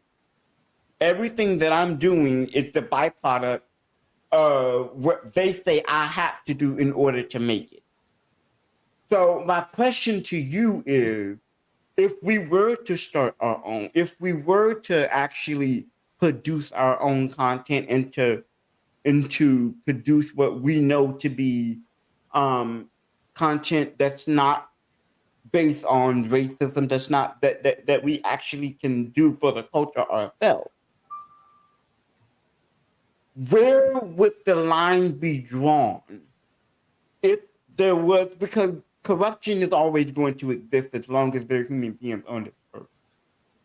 So that's not something that we can change. So where do we go? So if we do end up with backstabbers in our own space, in the, like Tyrese was saying, that for me, I think, I don't know about you, but I think that's the trial and learning era. So where would the line be drawn? Would we have to cut? Like, how would we be able to filter that out? I think that we need to stop trying to map out the entire goddamn landscape and just get the fundamentals down first. I like all of those. I'm not even that far in. What I do know is that we need to be properly fucking educated. I mean, I would assume that we would deal with those issues the way that we deal with them in any other capacity, but it's not even for me, at least, about this idea of eradicating. You cannot eradicate things that come natural to human nature. As long as there's going to be people who look better, or people who are treated better, or people who live better, you're going to get the birth of envy and jealousy and superiority, inferiority, etc. Those things are not entirely preventable, as Christ said about the poor, which I don't think he was just talking about those who are financial poor, but just poor in spirit, poor in intellect, poor in mind, that they will always be amongst thee, because these things are adjacent to having an ego as a person, and all people have an ego. So there is no such thing as just, there's not going to be. But to your point about how do we deal with that, I don't know, but I know that what we need to get there is the whole, right. Can we get there first? We need to get there. We need to be intentional about our spending. We need to be intentional about what we are creating, and we need to be creating from a high frequency place. People want to see the end of the journey instead of just taking a step forward and doing trial and error from there. You know what I mean? We're not going to have a master plan that solves everything out the gate. That's literally impossible. But we're too stuck with that big picture idea that we can't take the necessary just first step. So, kind of piggybacking off of what you all have said, one of the key things that I have had to learn throughout my journey is you can see the big picture, you have the vision, but now it's actually time to put that vision into first, into actually I can't find a word. It's on the tip of my tongue. But it's taking that vision that you already see and putting it into line with your goals. Basically mapping out a strategic plan for how you want this thing to go. And a strategic plan is basically an overall goal, what you want to do within the next 10, 15 years. But you need to first get to goal 1 before you can go all the way to goal 10. And that's what I have been doing in the last couple of years or so. And even it is putting out my goals so that I know that, so that in order for my vision to come to fruition, I'm able to put my goals in line. And I think we as a people do not have the vision. We have the drive, but we don't have the vision for it. We want to do the things that we want to do. We want to be able to create our own culture, our own media organizations, all that good stuff. We just don't have the education. We don't have the drive to do it. So we're stuck in this box of let's stay here because this is what feels most comfortable to us. When I stepped out and I created the committee that I'm now the leader of, that was hard for me. Not just as the creator, but as somebody who has been told no, no, hell no, multiple times. And now stepping out on my own to do something, that's scary. So I think we as a people are in a position where we fear the unknown.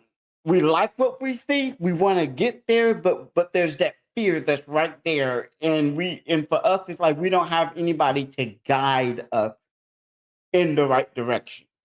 Right. So at some point you Winfrey- got to trailblaze. If you don't have anybody to guide you, then you just got to figure it out. Like that's what Conscious was talking about, and I had brought it up. Like one of the things people could start doing, like if you're an actor or an actress, you got all these different platforms like YouTube and TikTok and everything. You know somebody who's trying to come up as a director or is pretty good with a camera and lighting, things like that. Try to put a team together and start your own little mini projects that are pretty good quality, because guess what? That's where a lot of the marketing and a lot of the media is anyway. Right. And guess what? They're already naturally gifted in front of the camera. That's not even hard. Yeah. Like that would be a good first step. It's just for a decent, a well-known actor to really just start the social media blaze with the content. I agree.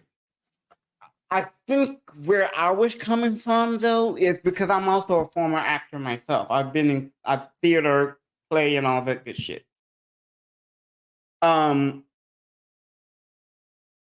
think for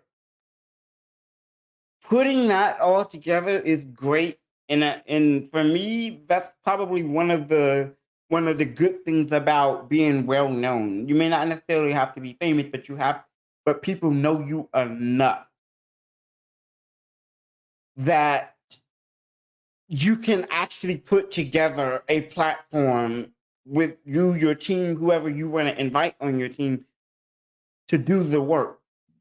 And I just wish it saddened me that the Oprah Winfreys of the world, that the Tyler Perry of the world, that the Lee Daniels of the world are as successful as they are, but they also lack the education necessary to bring about what we want to see as a society, as a culture. And but do you think that it's the education, or that are they lacking the character and the integrity? It's both. They lack the character and the education. Because if you're already in the system and you're already there, it's kind of hard to get out of it, right? So that courage to take that step to say, you know what, I am not going to say, you know what, I'm going to share my knowledge of what I've been able to do with the masses, and I'm going to pass on, I'm going to give back to the community by education, by some type of acting classes, something that I can utilize as a way to build said character. But if you can't even do that, then why are you here? You're just a token to us, pretty much. So that's the sad part about the Oprah Winfrey and the Taraji P Henson thing, is that none of these people that are perceived as powerful people based on their name alone are capable of taking that, are capable of actually being courageous enough to step out and give the masses something other than the Oprah Winfrey, the typical Tyler Perry, with the same revolving story of how success is nothing if you don't take the journey. Success is not where the line is drawn. It's the journey.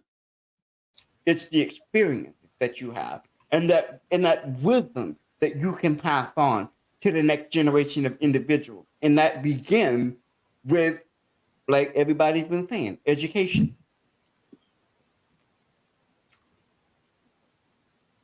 Yeah, education, and Amir said it perfectly. She believes that education can build character. Yeah, because that's where character typically comes from. Is what we're educated about.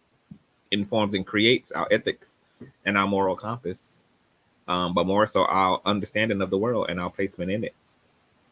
And I don't think we have to be sad. I think we need to get motivated, and I think we need to get solution minded, and I think we need to start working and creating and envisioning how to navigate, how to disrupt, how to all out destroy this current system, how to create the system that we believe that does have the best interests of all people in mind. And we need to start putting our action there. This is not a hopeless world. This world, all worlds, all nations, all these countries, all these communities, all these cities, they all came out of the imagination of people. These are created things, and they can be uncreated. They can be recreated. There's a science to dismantling these constructs, just like there was a science that went into creating these constructs that we're all existing in. Getting educated about the inner workings of the watch and being the watchman is going to be one of the keys to us creating the world that we all want to fucking live in. We update our tech, our mindset on everything from pop culture, music taste, movies, everything like that. Yeah, I agree. We can absolutely use a software update when it comes to the fundamentals. Like, dang, hell, you think it just sucks that sometimes conscious we even have to have a conversation about that. You know what I mean? Like, that's how dysfunctional it is. But I'm positive about it. I mean, hell, I wouldn't be here if I wasn't. At the end of the day, I know, like, everything we talk about, it's correctable. It's not impossible. I think that's what's so frustrating about it, is that we absolutely have all the tools necessary. We just need to learn, educate ourselves on how to use it. It's called deconstruction. If you can deconstruct from your original programming, you can find different ways to remove all of your all of the toxicity within that program. But for a lot of people, that requires change. And deconstruction is change. It's part of the process. Well, guess what, William? If we got to drag some people along with us, so be it, man. We just got to get started. If I got to drag some change, I got to drag some change, bro. It is what it is. Yeah. You're not going to, so that's what I was going to say. Like, you're not going to get there by going, oh, well, pretty please get me on. Oh, well, pretty please, I'm the best actor in it. No. If I can deconstruct my belief system and pick apart each belief, which I have been able to do since I've been out of the church, you can deconstruct your original programming in terms of what you see in media. But that's going to take a massive waking up. And I think right now a lot of people are still asleep. And it can't fucking happen as long as we're focused on those who sleep. The burden is on those who are awake. Fuck those who are asleep. It doesn't, like, we spend too much time on talking about the people who we're doing this for. we need it, even with Foxy Brown, who says that if we build it, will they come? Guess what? Even if they don't, we're coming, and our children are coming, and those and our tribe members are coming. And guess what? If that has to look similar to the world that Noah and his family had to live in after the damn flood, then so fucking be it. If the whole fucking it has to be a whole factory reset where the minority is the minority, so fucking be it. Because this is not about forcing anybody's hand. This is literally about changing the world and giving the look. I am a believer, maybe because I'm a spiritualist and I'm an occultist and I'm a mystic and I work with the laws of the universe, and because of my perception of the universe and my perception of the fundamental building blocks of creation, which are love, that what I personally know is that the universe is always interested in wellness. The universe is interested in wellness. Everything that is and exists is well at its core. Now, it eventually becomes corrupted because of poor management, because of all the other, the unwellness is not because of the thing that created nature, but nature takes it upon itself to be unwell. It chooses unwellness. It will create from a creation standpoint the unwellness. But the universe itself is well and thrives at its core from the place of wellness, which is why our universe is expanding rather than shrinking. The universe is still creating. It's still being. If we create spaces and opportunity for wellness. And look, what we also know largely about culture is that it ain't never took the majority to do nothing for the majority. It's always the minority, in fact, that changes for the majority. That's why we have a handful of people. Everything conscious. This is why we single-handedly have people we can identify as revolutionary individuals and visionaries. We have never labeled an entire nation as being a visionary nation. It's always individual in pockets of individuals within these places that change the culture and encourage the culture. Once again, I think we focus too much on the majority. The majority ain't never did a goddamn thing but participate in what the strongest amongst the minority wanted. The strongest amongst the minority wins. So if we go forth in our vibration of wellness and righteousness and create this world from the inside out, carving out its ethics, its moralities, its philosophies, its finances, its etc. If we just build and create and educate accordingly, we raise young people up amongst this worldview, etc. I think that the world has a fighting chance to begin again. And yes, it's going to take a lot of time for the majority to wash out. But that's okay, because as far as I'm concerned, these are long-term goals. But for short-term people, they are discouraged by long-term goals. Short-term people, short goal-oriented folk are discouraged by long-standing vision. No, this is not for the short term. This is not for those who are interested in immediate results, are interested in things changing tomorrow. This ain't gonna be where they fit in at. Yep. If this is the way that our ancestors thought, we wouldn't even be here the fucking day.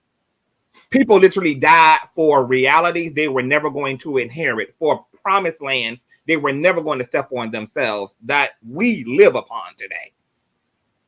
If who we are trying to be, or the perspective in which we're trying to change the world, is from a microwavable right now, right here, that's the only thing that's going to make sense. And if it don't get us severe and profound, and if it doesn't bring in the majority tomorrow, then it's not worth it. Oh yeah, then rightfully so. The system that we're currently in will continue to prevail and dominate. Absolutely. So it took us time to find ourselves in the hell in which we are in. It's going to take us time to get the fuck up out this motherfucking abyss. Absolutely. And in the corporate world, we have a terminology where we, in the short term, gain all the profit, maximize the profits, and minimize the losses. So what that pretty much means is, in the corporate world, everything is based upon profit. Everything is based upon making as much money in as little time as possible. There is no long-term goal for the survival of the company. If the company falls under, so what, bitch, we got the money. That's how the majority functions. They maximize the profits by minimizing the loss. And if it takes one of us to change the world, and if we got to bring a few more motherfuckers with us, so be it. So fucking be it. Yeah, because go ahead. I'm sorry, Conscious. No, because I was going to say that. I mean, because at this point, it's like either the world has to change or it doesn't. If it has to change, then it ain't. It really ain't no debate. It just we gonna have to change it. Period. It don't matter how many folk that begin with, how many folk are left. I mean, it's just going to have to change because it sounds like everybody is agreeing that the current version of the system is completely unsustainable, as we can see.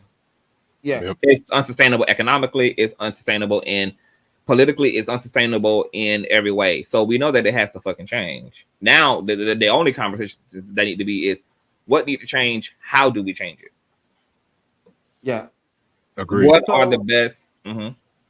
So, Conscious, this is my question to you, because the last time we actually had a conversation about this, I asked you with regards to the system that we want to see. And we had a really good dialogue about the system the last time we actually had a conversation about it. Changing the system, well, personally for me, because I live in a corruptible system. I'm gonna be honest, goddamn. I can't even take it anymore, William. I can't pussy pop no more. Give the devil what he wants. If what the enemy has used to get us in this predicament is our materiality, give up the materiality.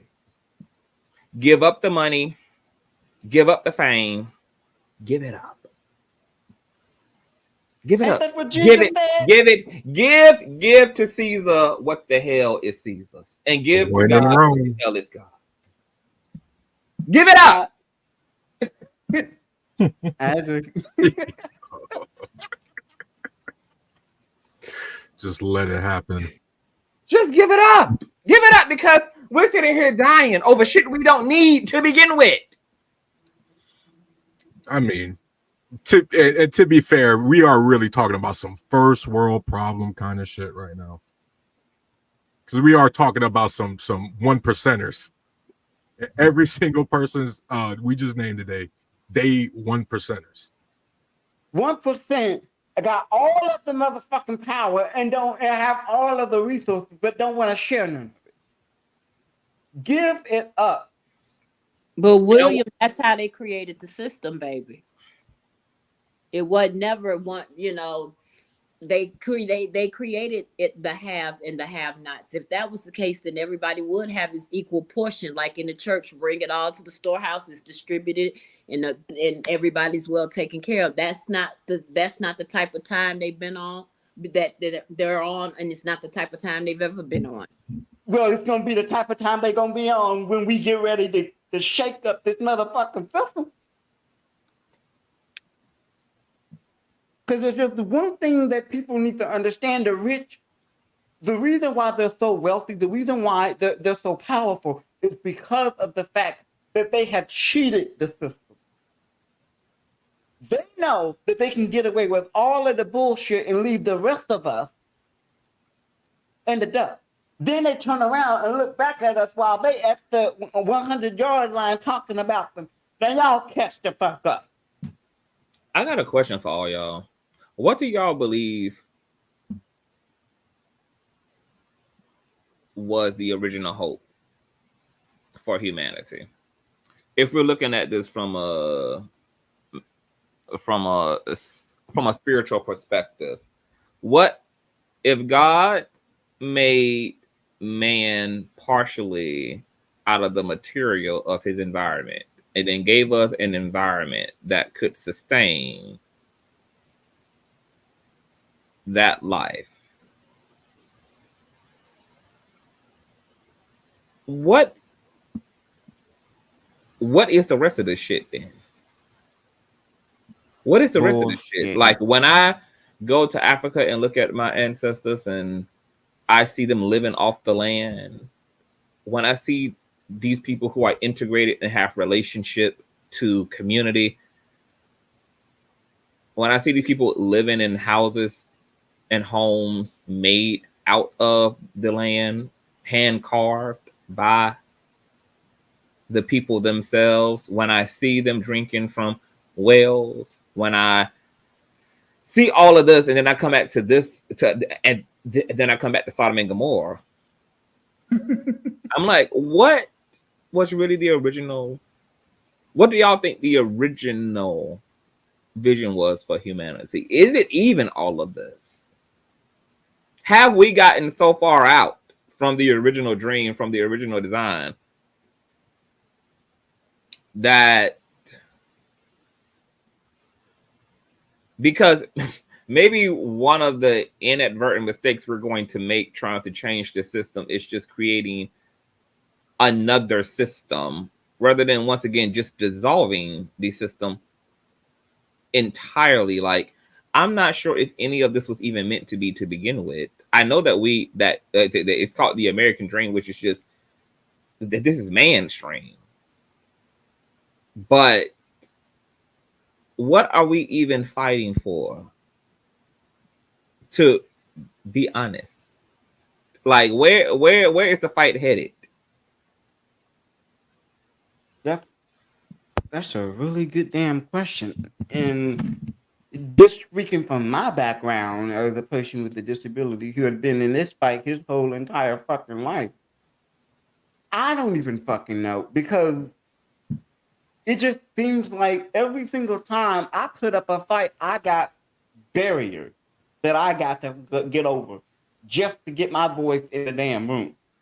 Like, I'm not even in the fucking room and I got barriers that I gotta put up, that they gotta put up. So I decided, well, since y'all motherfuckers want to put up barriers, okay, well, I'm gonna talk to some folks. We're gonna get together and we're gonna create a damn committee that I'm fucking running. So now y'all can't put the motherfucking barriers no damn more.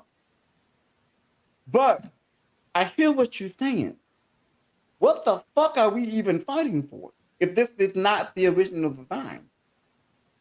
That's a But what do really y'all good think? question. But what do y'all think the original? I'm gonna go in order. Tyrus, what do you think the original design was? You really want me to answer this? Yes, I'm curious because I'm curious to know what people think is going on here. I think, and this is just my opinion, I think somewhere along the lines we got misguided from what seems to be a universal purpose amongst humanities, and that is to be explorers. I think when you look at human history, since recorded human history, we move, we travel, we crave the unknown because we crave, maybe that comes with intelligence, conscience, with self-awareness, but we crave that, and yet somewhere along the line we've been conditioned to believe that the unknown is something we should fear.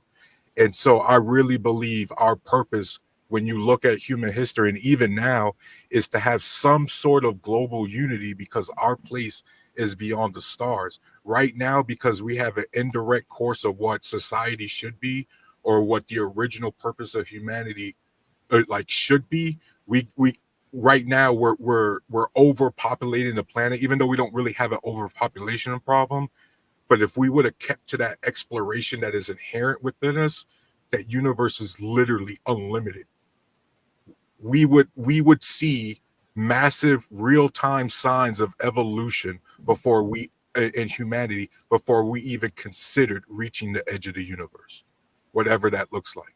And so I think right now we're still on that path. We're just a little bit inefficient with our global connectivity as a species, and really pushing out into the unknown, which was great.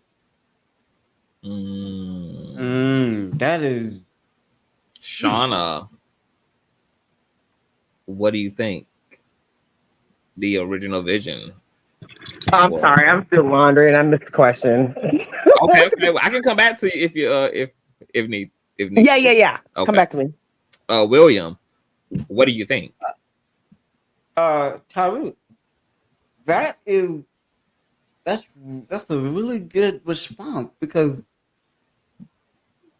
I've actually written like short stories about human beings going into the stars and really exploring the universe off of this planet that we call planet Earth and leaving it behind. And I've actually played a game called Starfield. And in this, I'm not going to spoil everything, but this game is a really huge fucking game. And it talks about the exploration of human beings and how we came to how we got off of the planet Earth and onto other planets outside. But it was still, and we had our own star system and all that good shit. So that just really got my mind going, because I was just like, that makes a whole lot of sense. Think about how many, William, you know men as well as anybody. Think about how many of us would literally strap ourselves to a rocket just for shits and giggles. If we say we could safely get to the bottom of the ocean and map that out, how many of us would sign up for that shit? But our society has dictated that, well, we shouldn't be mapping our oceans, or we shouldn't be doing that exploration for. That's a waste of funding. True. That makes a lot of sense. I definitely agree with you, Tyrese. I think that somewhere along the way we fucked it up. We, at our nature, are explorers. We have But guess what? But even to the explore part, because see, the future and probably capitalism to an extent, right, would have to come about in order to create the means for production and the creation of rockets that go off into space. The irony of that is,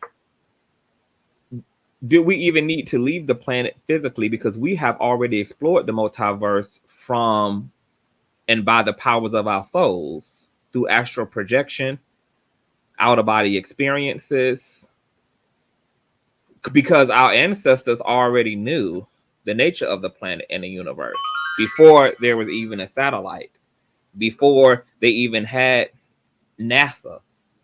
Right. That's why the Great Pyramids are in alignment with Orion's belt, and why they understood the equinox.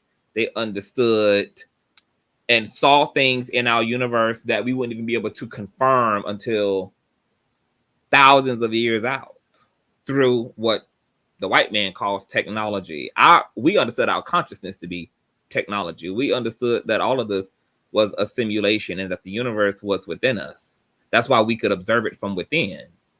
We could observe it from within through contact with our ancestors, through OBEs, through ascension experiences. We didn't even need to even lift physically off the planet in order to understand all that was. But that was still driven by our intelligence and our inherent desire to crave intelligence. See, physically, sure, we don't need to do any of that. But again, that contradicts our inherent nature. We are, then what would be the purpose of self-awareness and intelligence? But knowledge and the production of the world we now live in are still two different things, though, because our ancestors observed all of that and still didn't need to create the world that the white man created.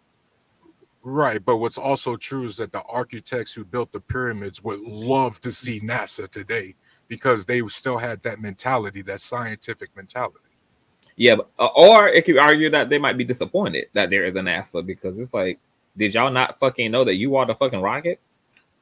Y'all went through all this. We haven't gone far enough. Y'all destroyed the planet to create these things and destroyed whole communities and created systems of poor child labor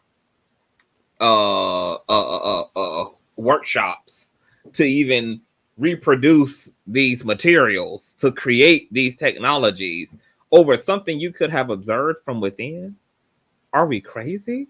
True. I think our ancestors might arguably be fucking disappointed that we destroyed whole ecosystems because see, the things that they didn't destroy ecosystems. We conscious. They were just hold on. I want to finish this thought because this outward technological world has actually costed the world. It's costed nations. It's costed communities. It's costed human lives. We are so enthralled into capitalism that we don't even understand that for every one thing we participate in is offsetting an entire ecosystem in its place, that we're making grave sacrifices to be the so-called futuristic, technological, so-called intelligent folk. I don't think the byproduct of intelligence is the destruction of the very space and world that's created for you to thrive in. That's a lack of intelligence. I think actually it can be argued that contemporary man is a bunch of idiots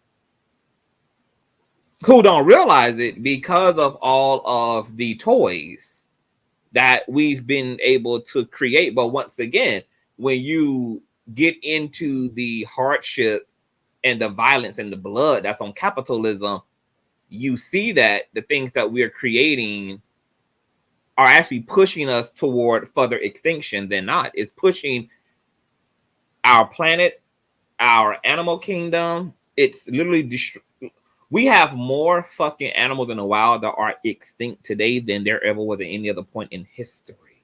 Yep. Like we're literally driving other inhabitants of this planet who have an equal stake in the balancing act of this planet into non-existence. And then we're going to have to create more artificial things to substitute the organic things that the creator put in place to sustain and balance the planet out. And we're just going to continue to back our asses up against a wall until there is no wall left. And we're blown to smithereens as a result of, to your point, Tyrus, is our efforts to be intelligence. I think actually all of this is the result of ignorance. I think our technology, I think social media, I think the internet, I think all of this shit is the result of man's actual ignorance, not his intelligence. I agree, but how else are we going to learn anything? You see, conscious, like I agree, but that's why I brought up our ancestors the same way that we've been learning. We didn't need none of this shit to learn, and the byproduct of learning wasn't all of this. Right, but to be fair, the pharaohs didn't need to build a big ass pyramid for no other reason than to flex on people, but they did it anyway. The pharaohs were once you go down that rabbit hole, conscious of what we need to do, again, you start, I guess, negating the entire reason or maybe the entire point of why we evolved to be self-aware. Because if we were just supposed to fit in with the rest of the animal kingdom, we would not be self-aware. We would not be, I guess, conscious, if you will. I'm not saying that that's the point at all. Is us to be like animals per se. But what I'm saying is like to your point, think about this too. You know for a fact we have the technology to reverse a lot of this like climate change and the damage to the planet. There's been actual efforts to do that. So it's not that we're morons. So funny? It's that we're lazy, conscious. We don't don't even realize that you are because of how normal and second nature capitalism is. Even you don't even realize that the solutions you're talking about are capitalistic. You are talking about the fact that we have technology that can reverse the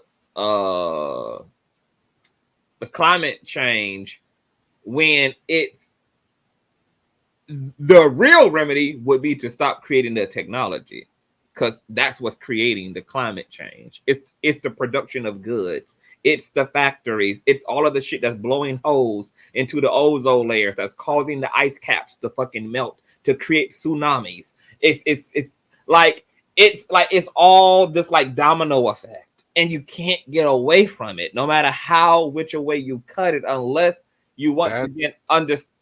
Like, if you're solving a problem about the system from within the system, like a computer can't self-repair. Like, it can have certain mechanisms that can help to resolve certain issues, but ultimately it's going to need a tech. It's going to need something outside. Absolutely. Yeah. Outside of the system in order to really correct the system. When we speak from a capitalistic perspective, we are constantly talking about self-correction from inside the system, which is why we ultimately get ourselves back into issues with the system, because everything you're talking about is by design, because we are inherently chasing our desires as human beings. There's always going to be a need of that selfish need of approval or fame or glory. I mean, some of the most famous generals, whether you're pro-war or anti-war, some of the most famous generals, all they wanted was the clout. Right? Like some of the best athletes in the world, all they wanted was just their name on there, but they cared about the teammates. Like the desire is what drives all of this. And so the only way to fix any of that, if that's an actual problem, is to remove desire, Conscious. You can't do that. Well, Buddha actually you said can manipulate that was desire. You can't remove it. But you can't remove it, but you can manage its power over you, according to Buddhist philosophy. Because Buddha also discovered that the heart of human agony is desire itself. Now, so and obviously, like, they have certain principles and disciplines in place to help us to live beyond our animalistic primal urges and desires. That yes, we feel these things, we have responses to these things, but it is a fallacy and it is a falsity if anybody is to say that we have to be governed by these things. We do not have to be governed. That is the power of self-agency. Yep. Is we don't have to be governed. Now, more than likely, we will be. We will give in to the forces that prevail in us at the time, because we either don't know better, we don't want to war back, we are fatigued, or whatever the case may be. But it's not that it is inherent that we be governed by these things. But that's also why I was going back to the documentary of like where to invade next, or not where to invade next. I think it's either where to invade next or where to go to next, whatever the fuck it's called. Where the power to curb like the lower impulses of human nature have a lot to do with the type of philosophies and ideals that are distributed amongst a people. And obviously we know that certain philosophies and ideas are detrimental and they create a lot of negative feedback and fallout. And then there are certain more, light and love philosophies that encourage a better system and community. Mm-hmm. And when we're not in alignment with, or we're not prioritizing, like America, like the interesting thing about America is that it's considered the land of the free. That's exactly also the curse of America. It's also the poison of America, because you also get to choose your poison. You get to choose your death. You get to choose your agony. You get to it's not choices. Yeah, like it's not regulated. Like you are left to your own devices, and your vices and devices it can be of your own creation, and based upon what type of community you come from, what type of family you come from, what type of lived experience you're having, may either result in you having ethics and moralities and visions for yourself and your community that are for the best of all, or will either make you a tyrant amongst your community. It's just going to largely depend. And what's interesting about living in the system is that like we can see that poverty creates a certain fallout. We can see that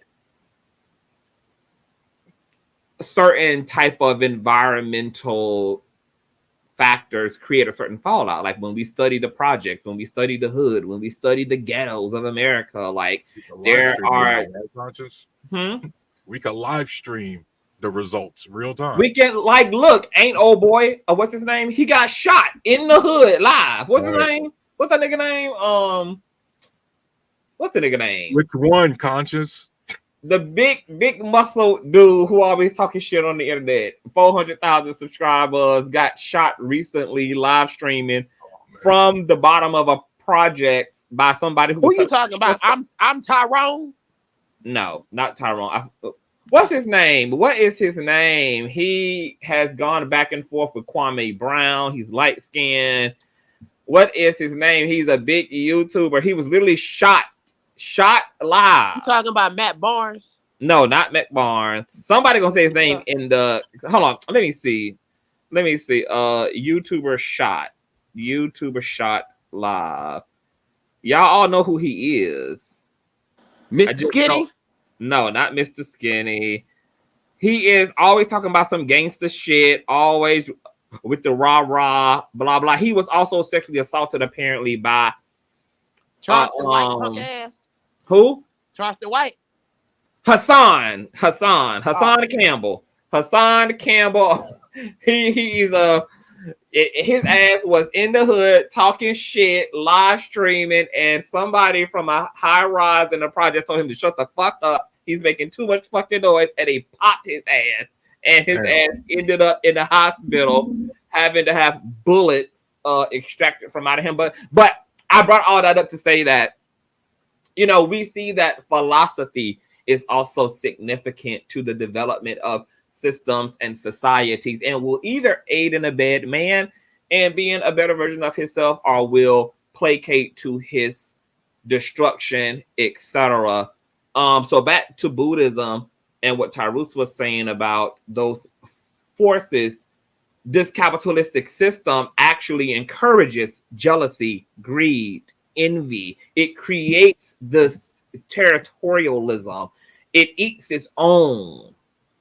And eats its own alive. It encourages the worst aspects of who we are, which is why you get the gatekeepers and you get like the dark side of the Me Too movement or of the Hollywood casting couch, or you get these exploitative systems, as Cat Williams was kind of talking about. The system is almost like it's rigged to be that way because of where it came out of in our consciousness. It didn't come from a virtuous place. It wasn't created out of a virtuous consciousness to begin with. So the byproduct of that is people ended up abused and disposed of and mistreated and the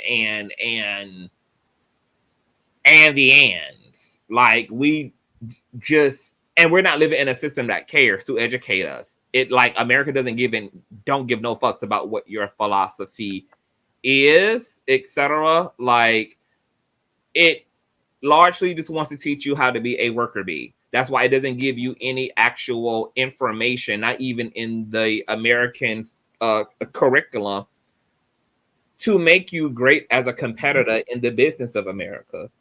They're not really interested in you having a business. They're interested in you working for businesses, working for corporations, working for the 1%. They are interested in keeping the resources and the power in the hands of very little, because you're going to have a bigger problem on your hand trying to control 1 million people with power versus 1% of those 1 million people with power. So then the question becomes, what if this system is as bad as it is, and it is?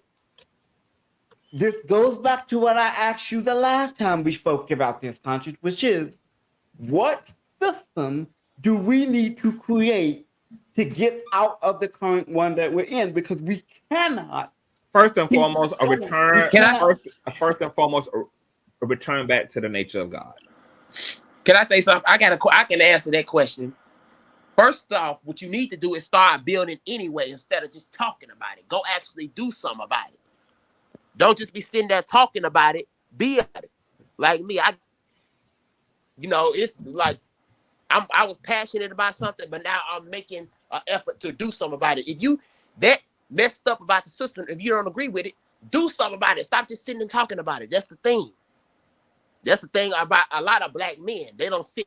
All they do is talk, but y'all don't do. But you want to complain. You got to do something. Do something about it. Go build. Go get on the internet. Go meet with other black folks. Go start an economic climate. Do whatever you got to do to build something. Don't just be on the internet talking about it and complaining about why it's like this, why it's like this. Make an effort to do something about it. And you don't need whitey's validation to do it. You don't need whitey's validation. That's the thing. You feel like you need a white person's validation or the white society's validation. No, just do it.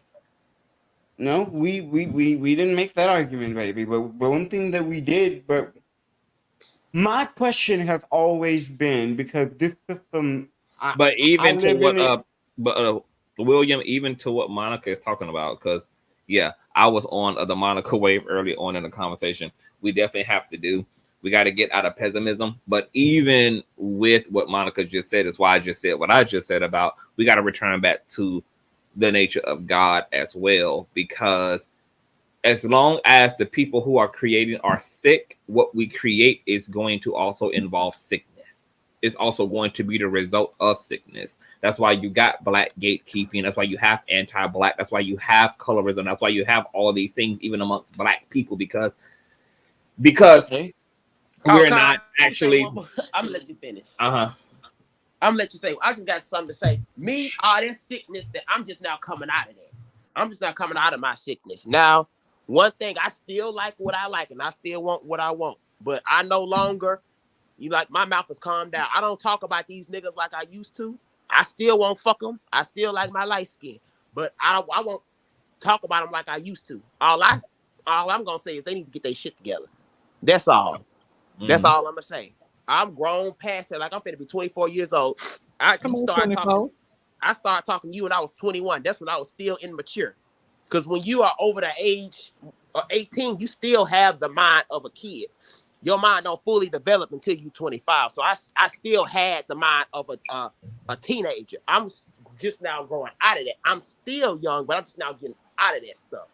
I'm still gonna be me, but I'm just now getting out of all that evil demonic, my evil demonicness that I was on. Because I'm not gonna lie, I was evil. I'm not like that no more. I'm changed. Amen. Glory be. I still like my light skin. Now, don't get me wrong. They ain't never gonna change. But if y'all want to keep dating, if y'all want to date these black men, if you want to keep doing it, that's on you. I'm no longer gonna talk about it. I'm gonna just focus on myself. I'm at that point now.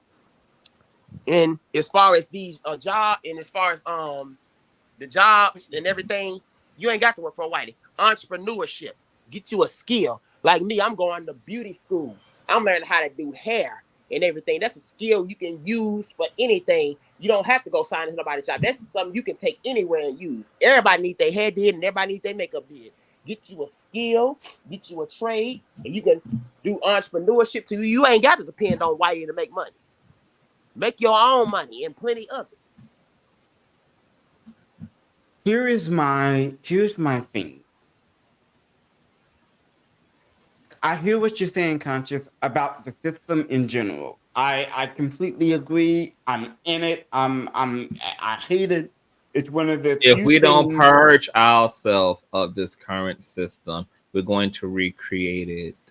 I believe that this is literally why the young men, I forgot in which Bible story, but it was illustrated then in that Bible story where those three men are the ones who was like put into the furnace, but who were not burnt, and a part of the instructions of them being in the land of Canaan or whatever the fuck it was like they did not eat of the king's orders. They did not eat what the people there ate. They did not like. If you participate in the system, I'm not a him, I'm a her. For that person said in the comment.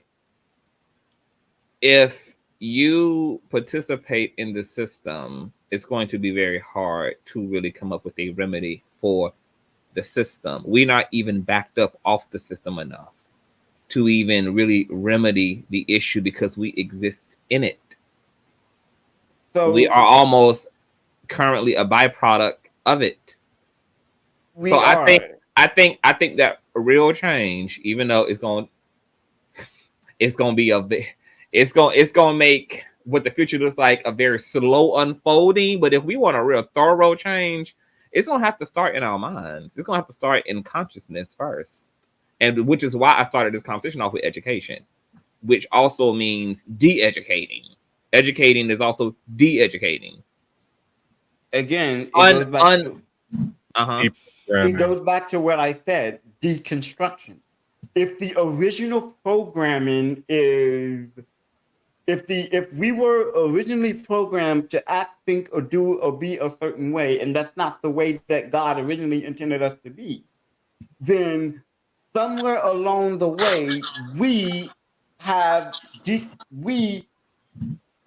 had the some type of programming within us that we now need to deconstruct.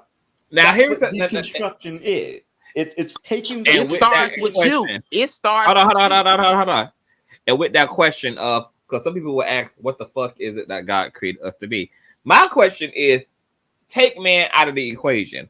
How the fuck has nature? How the fuck has nature managed to do all this without doing all this? Because maybe we're not as destructive as we think.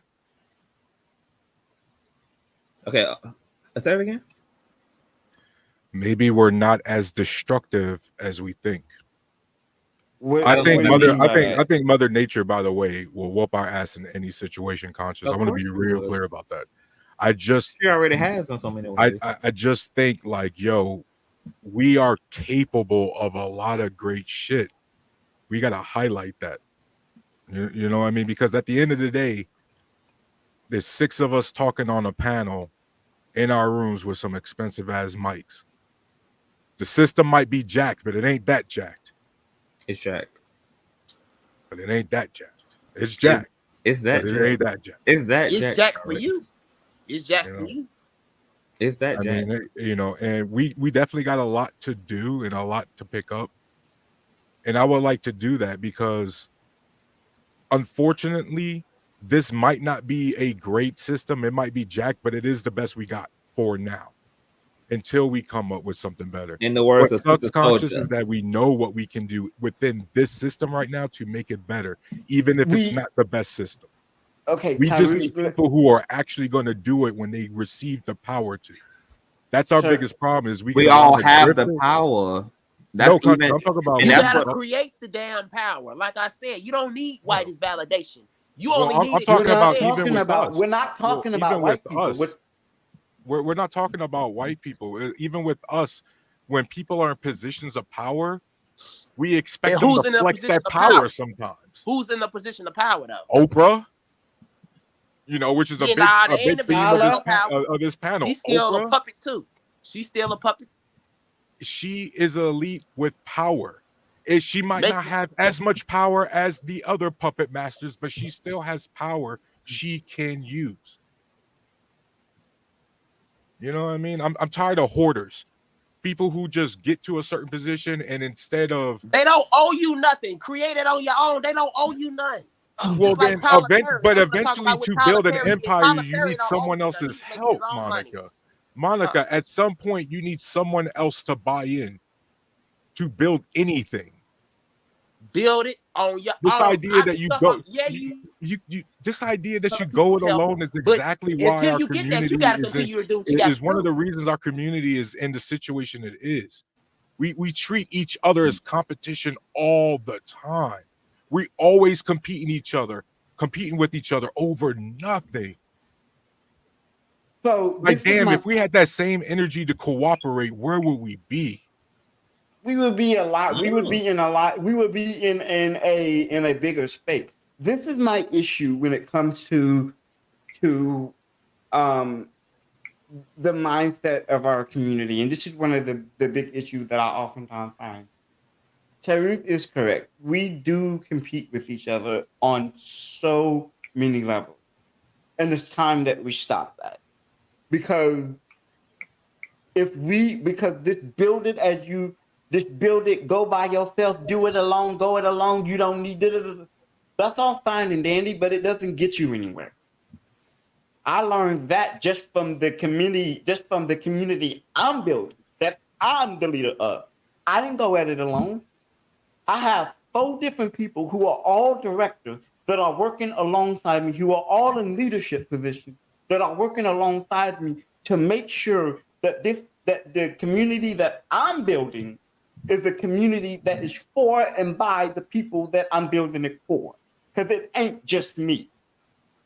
So we need to get off of this go at it alone, do it yourself, da-da-da-da-da. But when these niggas acting up, you ain't got no choice but to do it alone when a group of people acting up. We ain't talking about niggas. We're talking about the system. My thing is this. I understand that I get why you're saying it, Monica. I'm not disagreeing with you. But the problem is that when we are in community with one another, we fight, we argue, we want to. It started with y'all. It started with your comrades. You gotta talk to your comrades because it started with y'all. I'm just gonna keep it all the way 100. It started with y'all. I'm not coming on here to be mean or nothing, but it did start with y'all. And guess what? We acknowledge that. We're not taking any away from the pain and the suffering that we did. However, as a straight man, I'll take responsibility. The buck stops with me. I am the leader. Yeah. I ain't talking about you being a leader. I'm talking about the mess with y'all. Now y'all not leading nothing right now. The mess started with y'all, and y'all got to clean it up. Okay. The woman in me, the black woman in me, takes no responsibility over the system. Well, I came into the system born with a disability, so I can't really say too much. Y'all actually really did start this shit, so now y'all got to clean it up. You black men, y'all ain't leading nothing. I ain't being mean, but y'all ain't leading nothing. And the mess started with y'all. Do you want to make a mess, but then you want to complain about We're making progress. We're doing our thing. It's slow, but we're doing our thing. It's better. Okay, correct your comrades. Go talk to your comrades. Everybody here has spoken truth. Monica is about action, which we all agree. We all been talking about being action oriented and that we do need to create our own because we, was having that conversation about an hour and a half ago that, we need to pull it in and we need to direct and be intentional in what we're creating. And we need to realize that we have the power to create and just be more intentional in doing so. We also have an issue with a Jim Crowism psychology and mentality and self-hate issues and things that have corroded in our self-esteem and our perception of ourselves and one another that also needs to be dealt with, which is why I'm talking about also returning back to the God state, because if you don't actually cure the mental disease, whatever we create physically will be contaminated by that sickness of mentality or that sickness of the brain, that sickness spiritually, etc. It's spiritual sickness is equivalent to a physical cold. Whatever you touch becomes hold on for a minute. Hi. I'm on live. I was calling you earlier because I just wanted to know if you were going to join me, but I saw that you was obviously shaking a tail feather somewhere. I was. Are you on live where people can hear you right now? Yes, they can hear you too. Oh, okay. I'm glad. They can also see your big ass dick that you have in front of the camera. They can see all of that. Because I was about to tell you something very, very inappropriate. Wow. Okay. Well, I'm going to call you when I get off, but in the meantime, I'm also going to send you the link in case you want to jump on. We're having a really interesting conversation about the future of Blackness, and that came off the heels of the conversation around Monique and Oprah and Taraji and all of that. So if you're interested, then I'll send you the link so you can join the melee. Oh, okay, the melee. Mm-hmm. But I'll definitely call you when I wrap this up. Yeah, because it's not your best friend. Okay. All right. All right. Bye. All right, Conch. Let me say this. Which you black men? I am talking about hetero black men. This mess started with y'all. Y'all started with colorism. Y'all started with the mess. Y'all started with the gang banging. It all started with y'all. So y'all got to take some responsibility. It ain't started with no white man. Yeah, they probably created these ghettos, but you contributed into it. They talk about they dropped guns in these neighborhoods and everything. Didn't nobody tell your ass to pick it up. They put drugs in these neighborhoods. Didn't nobody tell your ass to pick it up. You made a conscious decision to pick up that gun and shoot that person. You made a conscious decision to do that drug. You made a conscious decision to do that. There wasn't no white man. No pun intended. Making you do it. And I agree. I definitely agree. I think, which is why I'm talking about returning back to the God state, because all of that is a part of the white supremacist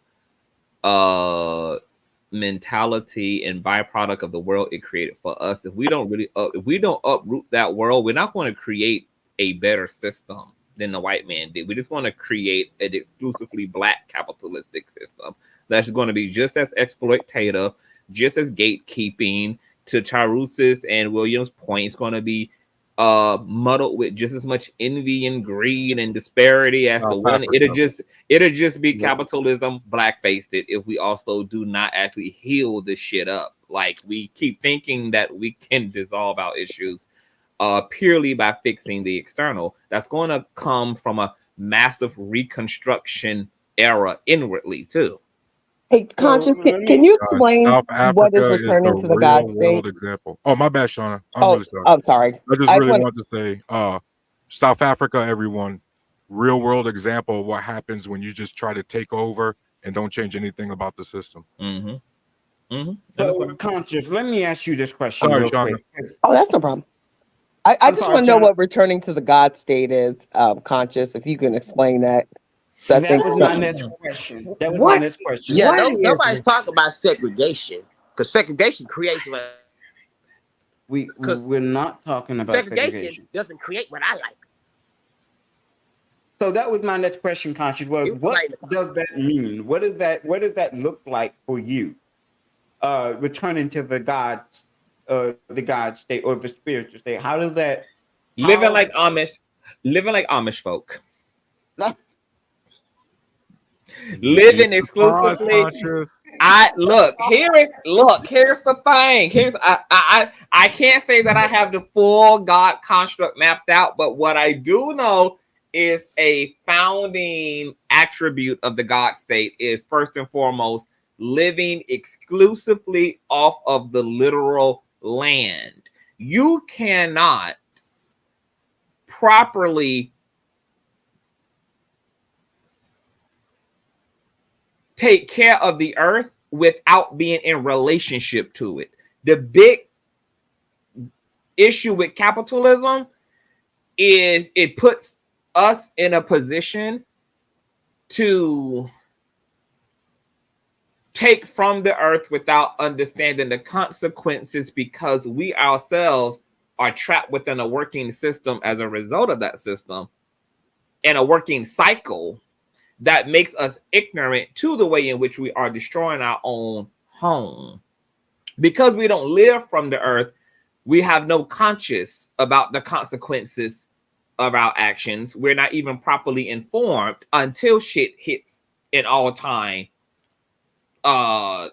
worse, like with climate change, like with the melting of the poles of the ice caps, etc., the issues with the ozone layer, pollution, blah blah blah blah blah.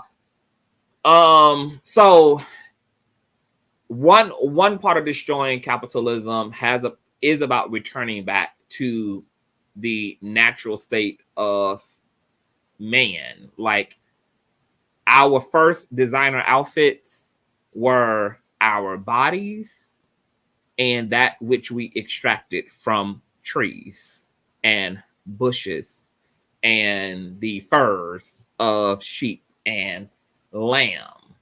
When we talk about an entire deconstructing of the white man's capitalistic world and returning back to a God state, that almost means practically returning back to an Adam and Eve state. It practically means returning back to a essential nakedness in mind and in body. Ooh, Something Lord, that I know, would like that. something that I know, something, hello. Something that I know largely very little modern people will be interested in, who love their mini mansions and love their luxury vehicles and love their, I mean, look at how snug Tyrus is in and all of that capitalism. Look at those big screen TVs and monitors. Look at all the bells and look, just know he's a god sitting at the throne. So talking to contemporary folk about returning back to a reality that is without all of this shit that we're now addicted to is insane. But I believe that is in part a part of the original fucking design. I do not believe that any of this shit was ever meant to be that we've created. We had the power to create it because we're gods. We had the power to do it. We had the resources in our imagination and within our environment to accomplish it. But, you know, as the old saying goes, just because you can do something doesn't necessarily mean that you fucking should. Everything that can be done don't necessarily need to be done. We've created a lot of things out of, you know, whatever state of consciousness that we were in throughout, you know, various periods in human history. But I believe that, you know, returning back to the earth, for one, it is a great start, because we'll stop destroying her and fucking with her and imbalancing her and essentially killing off our own homeland if we do so. Anything that takes away from us and that takes away and does not also restore her, Mother Nature, is outside of God consciousness. Anything that's creating in the death and that's creating long-term damage to other human beings or to Mother Earth is outside of the God consciousness. I think if we start there with a principle, is accepting that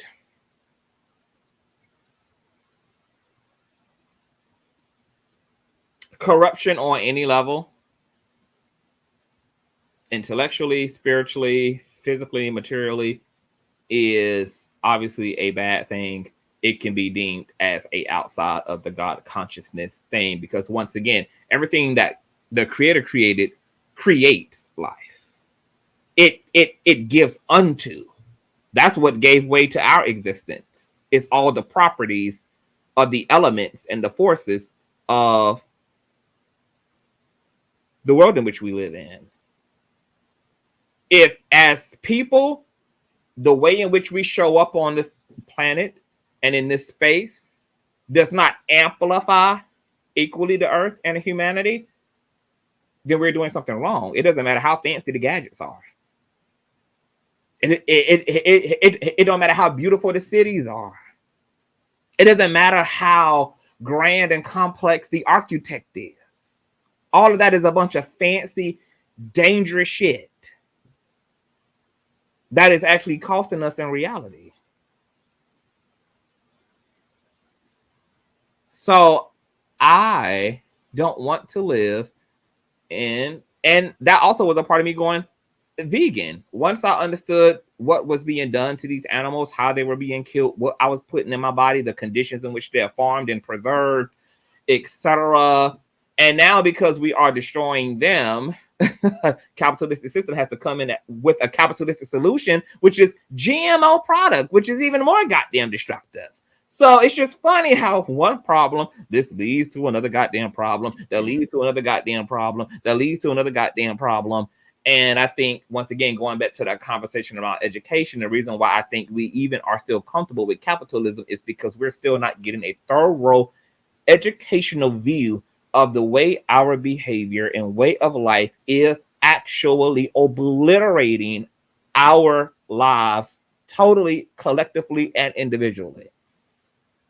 We don't see it because it's masked with the disillusionment of capitalism, which doesn't want you to see the fucked up consequences of our actions. Because if you did, guess what? You wouldn't want to participate. And guess what would happen if you didn't participate? There could be no more exploitation in capitalism. The balcony would come falling down. That's the last thing these motherfuckers want. Therefore, you have to be incubated tightly into the system and not see the rigid corners that do occupy your visual field, but that are decorated and largely managed and kept from you. Once again, when I talk about education, I'm talking about a grand educational system that shows not just in how to navigate this country, but I'm talking about the reality of the fucking world, the reality of this capitalistic ass system. And we still haven't seen that education lifted, to the highest peaks of the mountain for mass dissemination. But this going back to the original question, part of the God said I know for sure is anything that fucks up the planet and that's fucking up humanity is not a part of the God consciousness. That's something that we need to eradicate. No matter how cool it is, how trendy it is, how much we've integrated into our everyday lives, how much we've gotten comfortable with it, etc. If it's not amplifying humanity and spirit and in body, and it's damn sure not aiding and abetting in the prosperity and the thrivingness of our planet, then it's outside of the Godhead. And human beings right now are solely the creation that's responsible for all of the heinous shit happening on the planet. Mother Earth herself did not create a World War I, II, III, or a fucking Vietnam. Mother Nature herself is not creating animal farms and food deserts and fucking capitalism.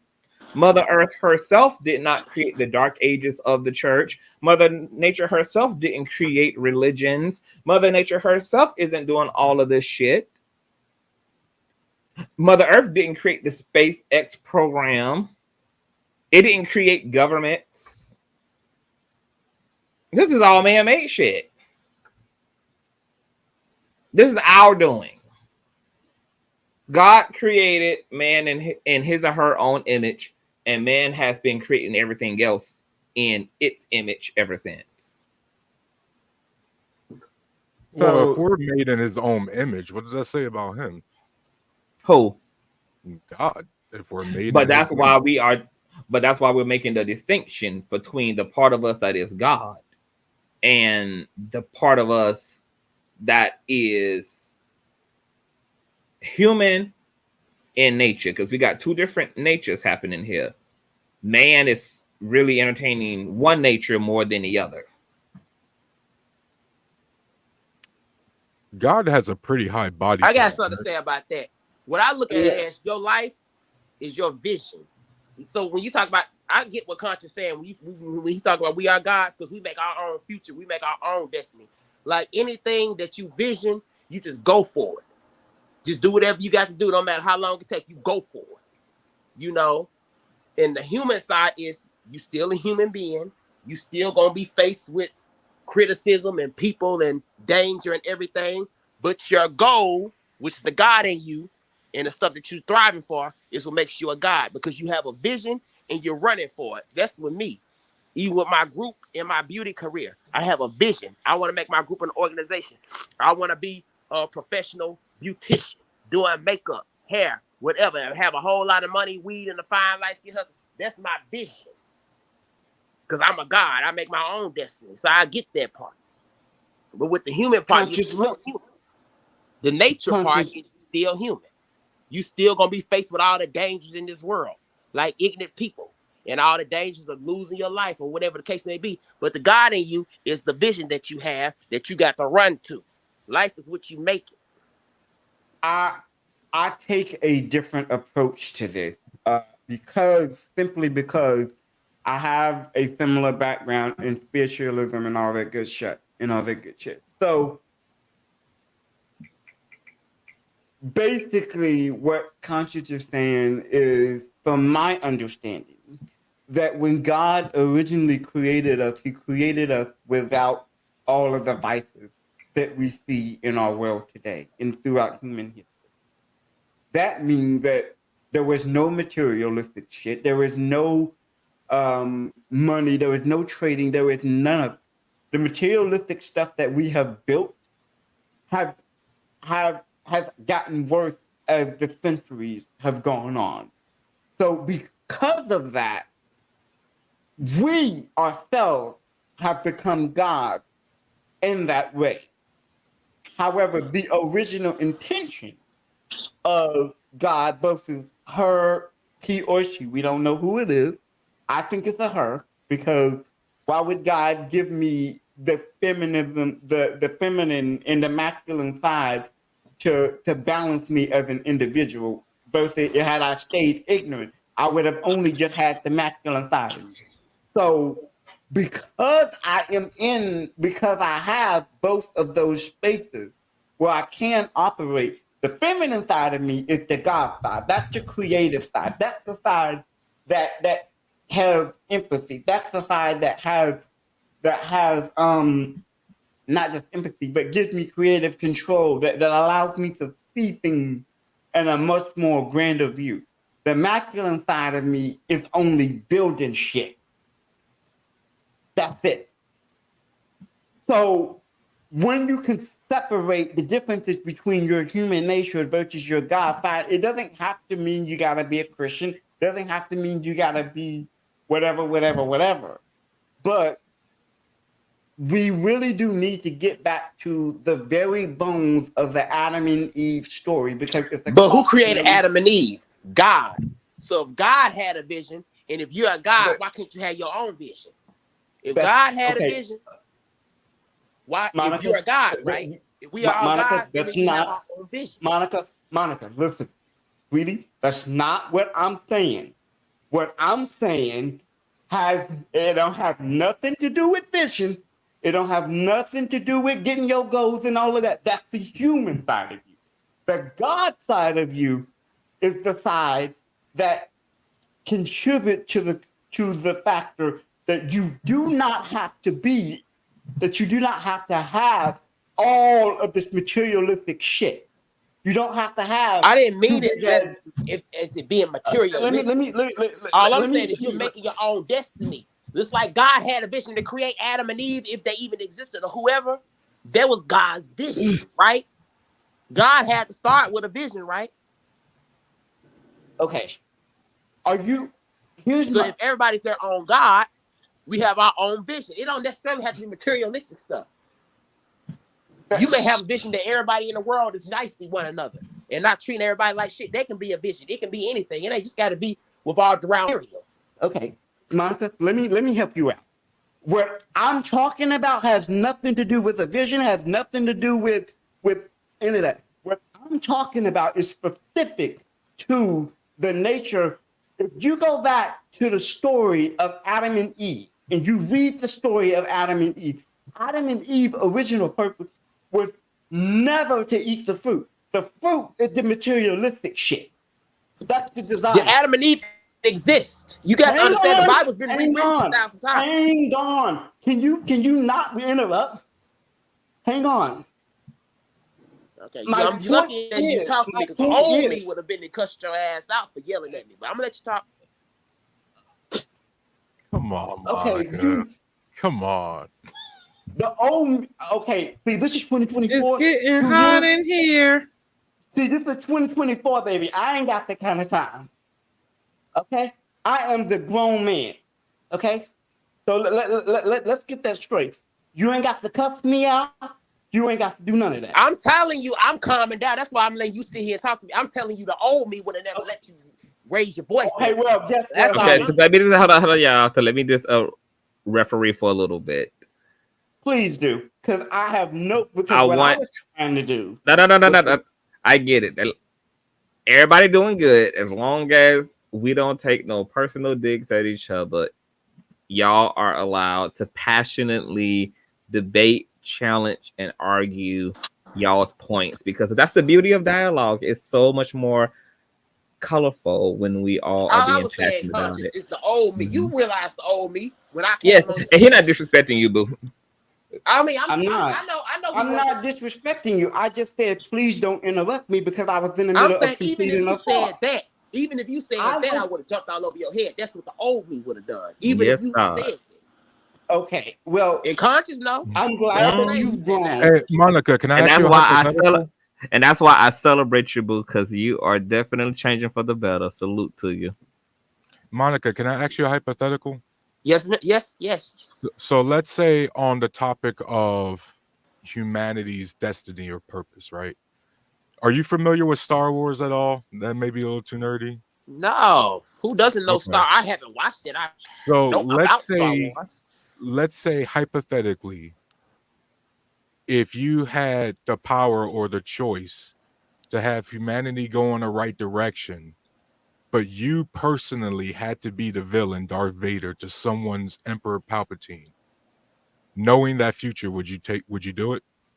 First of all, what's the other one now? I don't understand anything. The other thing, Like the Order, the Federation, the fact that it was basically like a total government takeover, but it guaranteed humanity's right direction and the perseverance of Earth. Would you take that? Can you please break that down? So you Yes, said, like, okay, break it down into a non-Star Wars metaphor. So we always talk about like how we would just hypothetically go about this. And so what are you willing to do to actually make that change? So what I mean by that is, if there was a such thing as a world government takeover or a new world order, but it guaranteed the survival of us, the reversal of man-made climate change, and a movement back to science and exploration. But okay, it was almost like a communist country. Would you take that? You had broke up. Can you repeat that? Something was lagging. Okay. Basically, if you had to do total communist Russia style takeover to guarantee the survival of the species, would you do it? What's you got? You Your talking about the choice whole got human removed. species? Yeah, your choice got removed, but it guaranteed the survival of the planet and the balance that we talk about restoring to this planet. If it was like that, of course I would choose that. So you talk about putting my stuff aside for humanity? Would your desires actually allow you to do that, Monica? Child, that's a hard question to answer, honey. That's a hard question to answer. Because one thing, I changed my attitude now, but one thing I'm still gonna be gun-ho about is my light-skinned mixed men and my weed. Okay? So Taru, I'm never gonna change. could Monica still have her weed and her light-skinned man if she had to trade out the majority of her desires to support the collective in progressing forward? I guess as long as you're cool with them two being government issued, sure. Well, So let me answer that question outright. Hell no. I think that we could accommodate Monica. I could accommodate her if that's what it would take. No. I'm not saying for Monica. I'm saying to the point of Tyree's point. No. If the choice was removed, no. I'm sorry. I don't want to live in that kind of system. My light skin now. That's one thing that I'm not gonna give up now. Y'all, we gonna be fighting this. If there is no choice humanity has always been about making choices. Taking that choice away in a communist system, like the one that we have in China, or even like the one we have in Russia, where would we? How? Why? I understand for the betterment of humanity, but no, that does not serve the greater good of the human race. What does it? What does it? What I just said? No, I'm talking to Tyrus. That does not serve the greater good of the human race. Now, here's why I say that. In the very beginning of the Adam and Eve story, God gave Adam and Eve a specific commandment. You can eat of anything of this tree, except for that thing over there.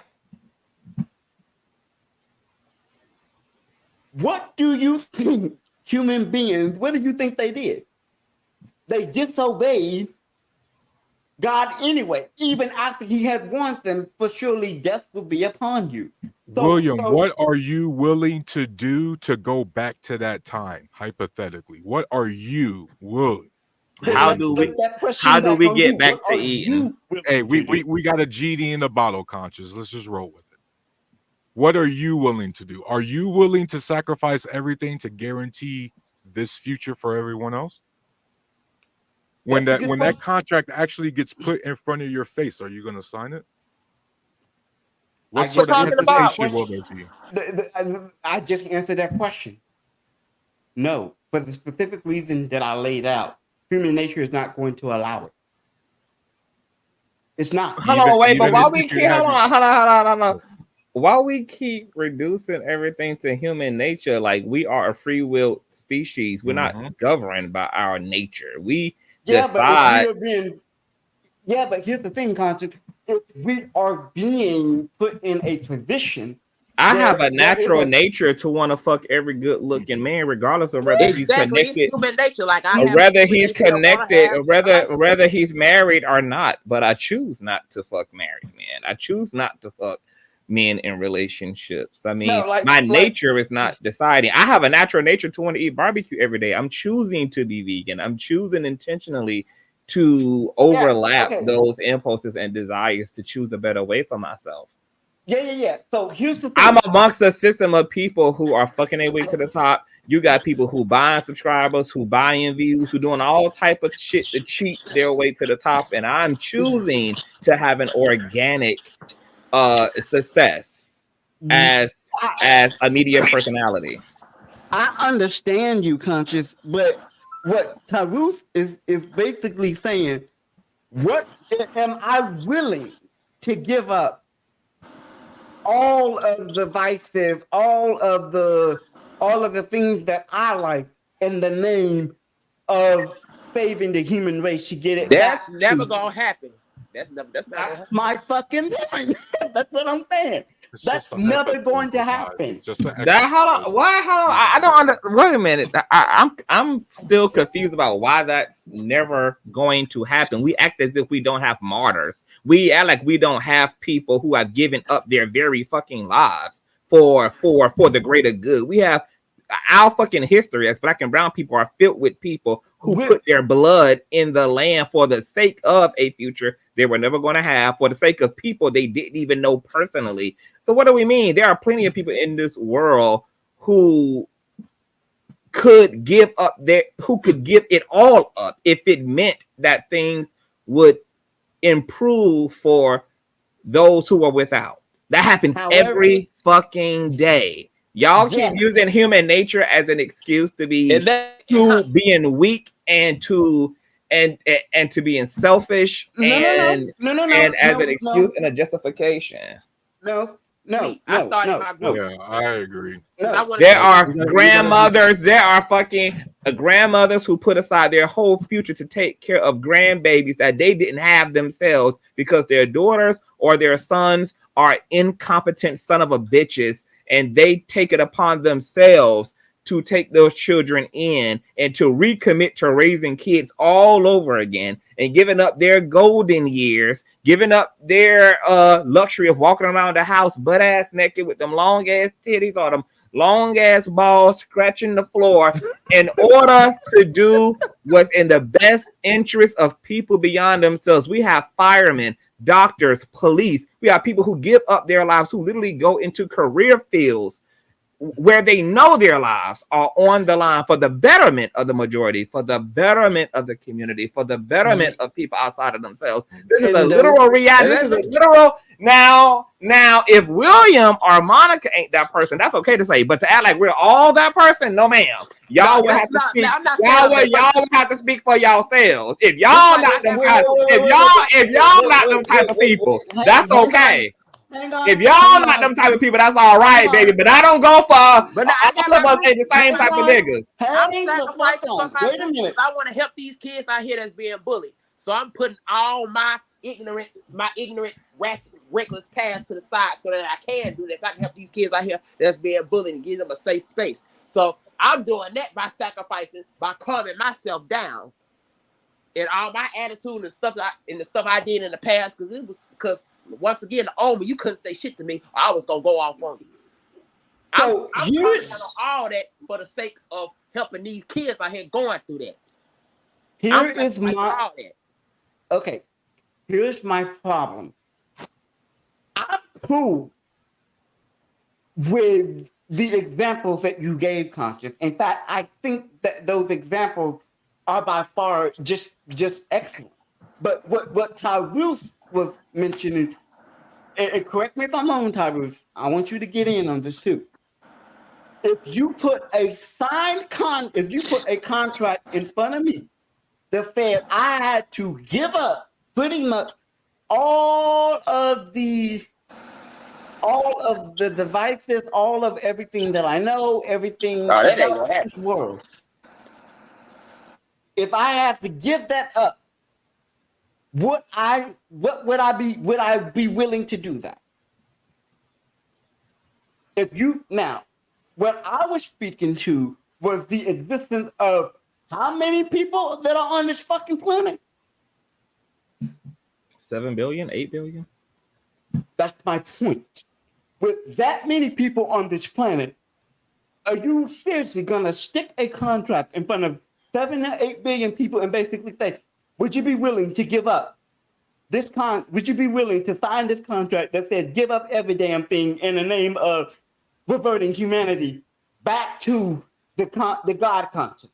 William, wouldn't it be very interesting to see the results of that? If we could see all 8 billion people hypothetically say yay or nay, it would be interesting to see the final results of that. So if you're talking in terms of experimenting, yes, I would love to see the results of it. And I guarantee you the answer is going to be, some will say yes, because they see the writing on the wall, but the majority will say no.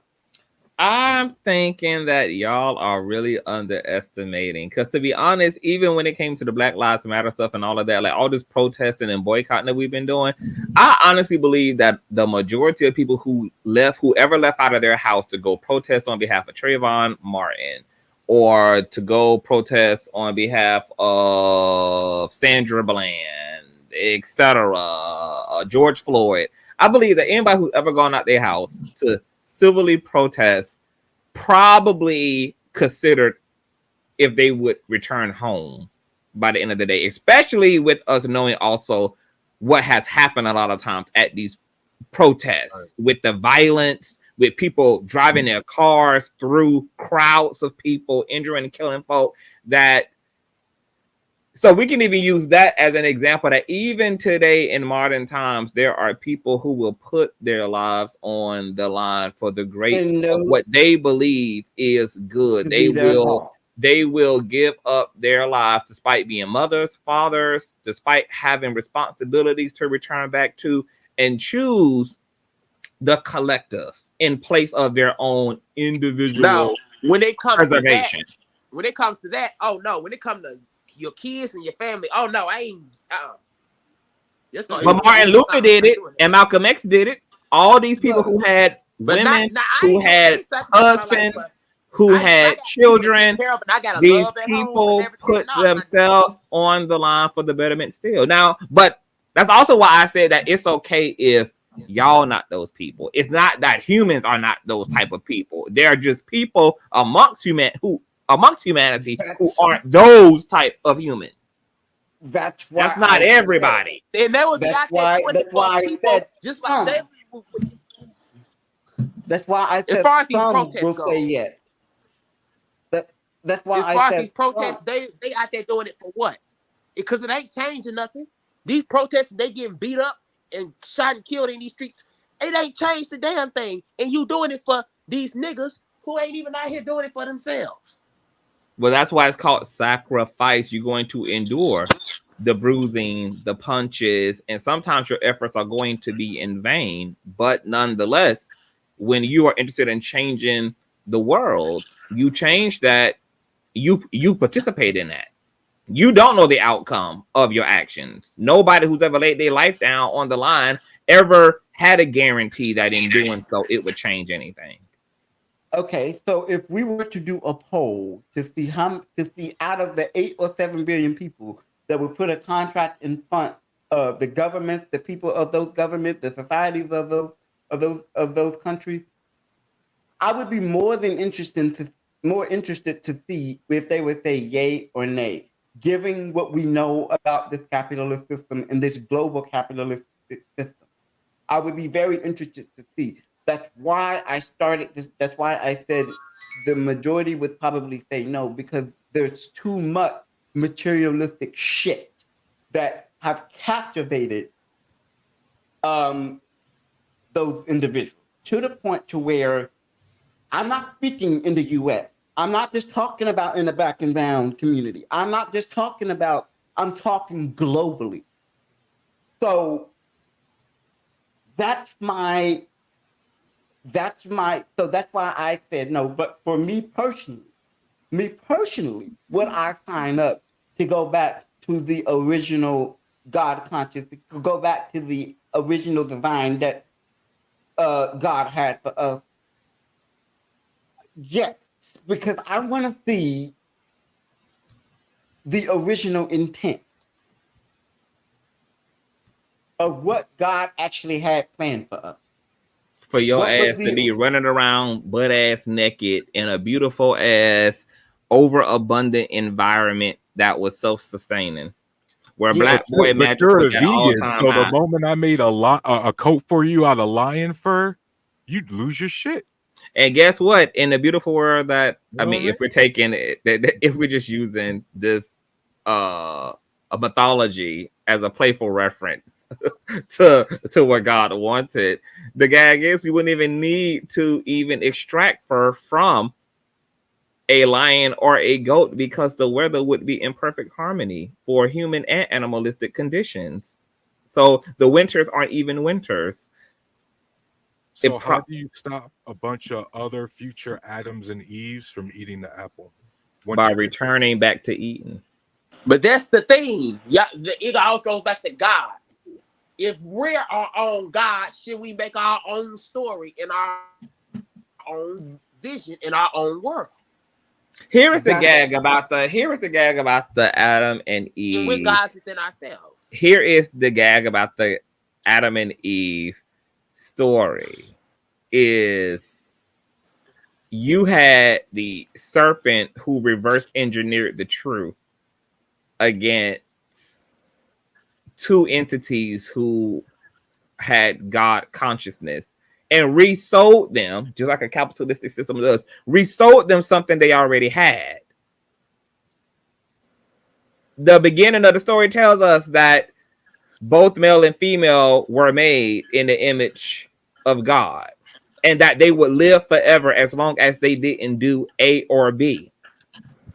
The serpent reverse engineered and resold them their own high, their own supply, and told them that you would live forever, bitch. You already were going to live forever. He didn't offer you something. He offered you everything you had. But he offered you everything that already was.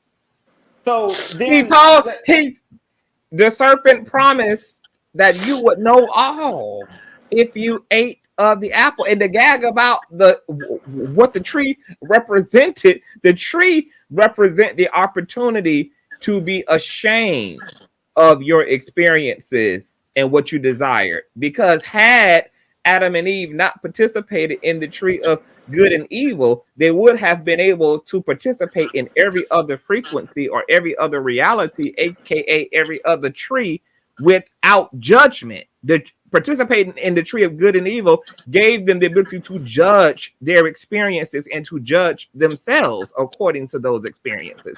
God was actually trying to keep these niggas free. He said, don't, but and so God had to, hold on, I ain't finished. And And God had to put the so-called tree there because the tree represented the fact that Adam and Eve were truly given the luxury of choice, which is indicative of freedom. So choice had to be there. You cannot have freedom without contrast, because contrast reflects your freedom. Options reflect your freedom. Restrictions reflect your freedom. You have the ability to go left, even though I'm going to encourage you to stay right. But I got to create left so that you have the luxury of choosing, because you are in fact actually free. Now, God ain't never said none of you hoes would be free from consequence. He just said you're free to choose. He ain't said freedom means that there are not consequences, but you are free to choose. So, can I ask you something, Conscious? Because what you said kind of opened my eyes a little bit to some things, and I'm going back into scriptures and I'm reading some shit in my mind. So basically, all my life I was told that Adam and Eve, that choice that they made was as a result of sin. But from what you're saying, they already had that choice to choose from the very beginning. If they did not, how could God have respectfully given them a commandment they weren't capable of sustaining? Because God made humans in their own image, and God can't even keep his word. So of course, Eve and Adam were going to do the wrong thing. They're made after God. No, that's not. The whole beauty of God's nature, right, is the fact that he too can choose to misalign himself or herself from its laws, but do not. And was giving man the opportunity to do the same by way of choice. But you can't, but then God can't get, because power and a debilitating disease. God is not AI. God has the clear power to create, to uncreate, to destroy, to give forth life, to distort gravity, to bend the laws of nature at will, etc. And yet God remains intact with his own fundamental laws of creation, despite having the capacity to do other, just like humans. We created laws, and we have the ability to either respect those laws or to not respect those laws, or to change those laws. Here's my thing. My big issue with the Adam and Eve story is what happened right after God gave that commandment, and after the serpent told them, oh, well, yeah, God knows that you will be, because Eve even said that God told us not to eat from this tree, and said that, or we would die. And the serpent said, no, God knows that you will not die. God knows as soon as you eat of this tree, you won't die. And that you will be like God. That you will be like, yeah. So hang on, let me finish my point here. I'm just helping you. My big issue with that entire story has always been, why would you get mad then, God, at the choices that they made? If that tree that you said, hang on. If that tree that you said that should not be touched, why not take that tree off the underneath them then? Because they don't have choice, William. You don't understand. The tree represented the fact that they have choice. You cannot have freedom. Hold on. How can you have freedom without having options, aka choices? You can't have freedom. You don't even know. Like, you wouldn't even know. You couldn't define freedom with no choices. Yeah, like you would not even know that Yeah, you want to be aware of what freedom is without the option of something. You have to be able to measure it against something else. So hang on. The same way. Oh, hold on. The same reason, William, that you would be upset at your 25-year-old son or daughter for making decisions that you know they were capable of not making. The same reason why we get upset at any person that we know better. That's why we get mad, because we know you knew better. You were well informed. You understood the assignment. You knew exactly what the fuck would happen as a result. But here's the kick. You were raised accordingly, and still, just like we talking about Oprah, right? And we sit here mad at Oprah, mad at Tyler Perry, mad at the gatekeepers, mad at all these goddamn people. Why? If God can't be mad, none of us can't be either, and yet we are. We're outraged, Stephen. Hang on. But here's the thing about somebody making mistakes when they're 25. Let me say this. Here's the thing. Like I said, before the age of 25, you still think like a child. You still think like a kid because your mind ain't fully. I'm just now realizing that. I'm just now growing some of the. Like I said before, I'm just now getting at this stage of thinking like a damn teenager. Because all the time up until now, that's what I was still thinking, acting like a teenager. I was a teenager who knew how to drive alcohol and get weed. That was and have a gun. That was the only difference. But I still had the mind of a teenager. But Adam and Eve ain't have a teenage mind. They were literally made in the image and the mind and the consciousness of the all-knowing. So they were given this. And hold on, because I want to be clear too.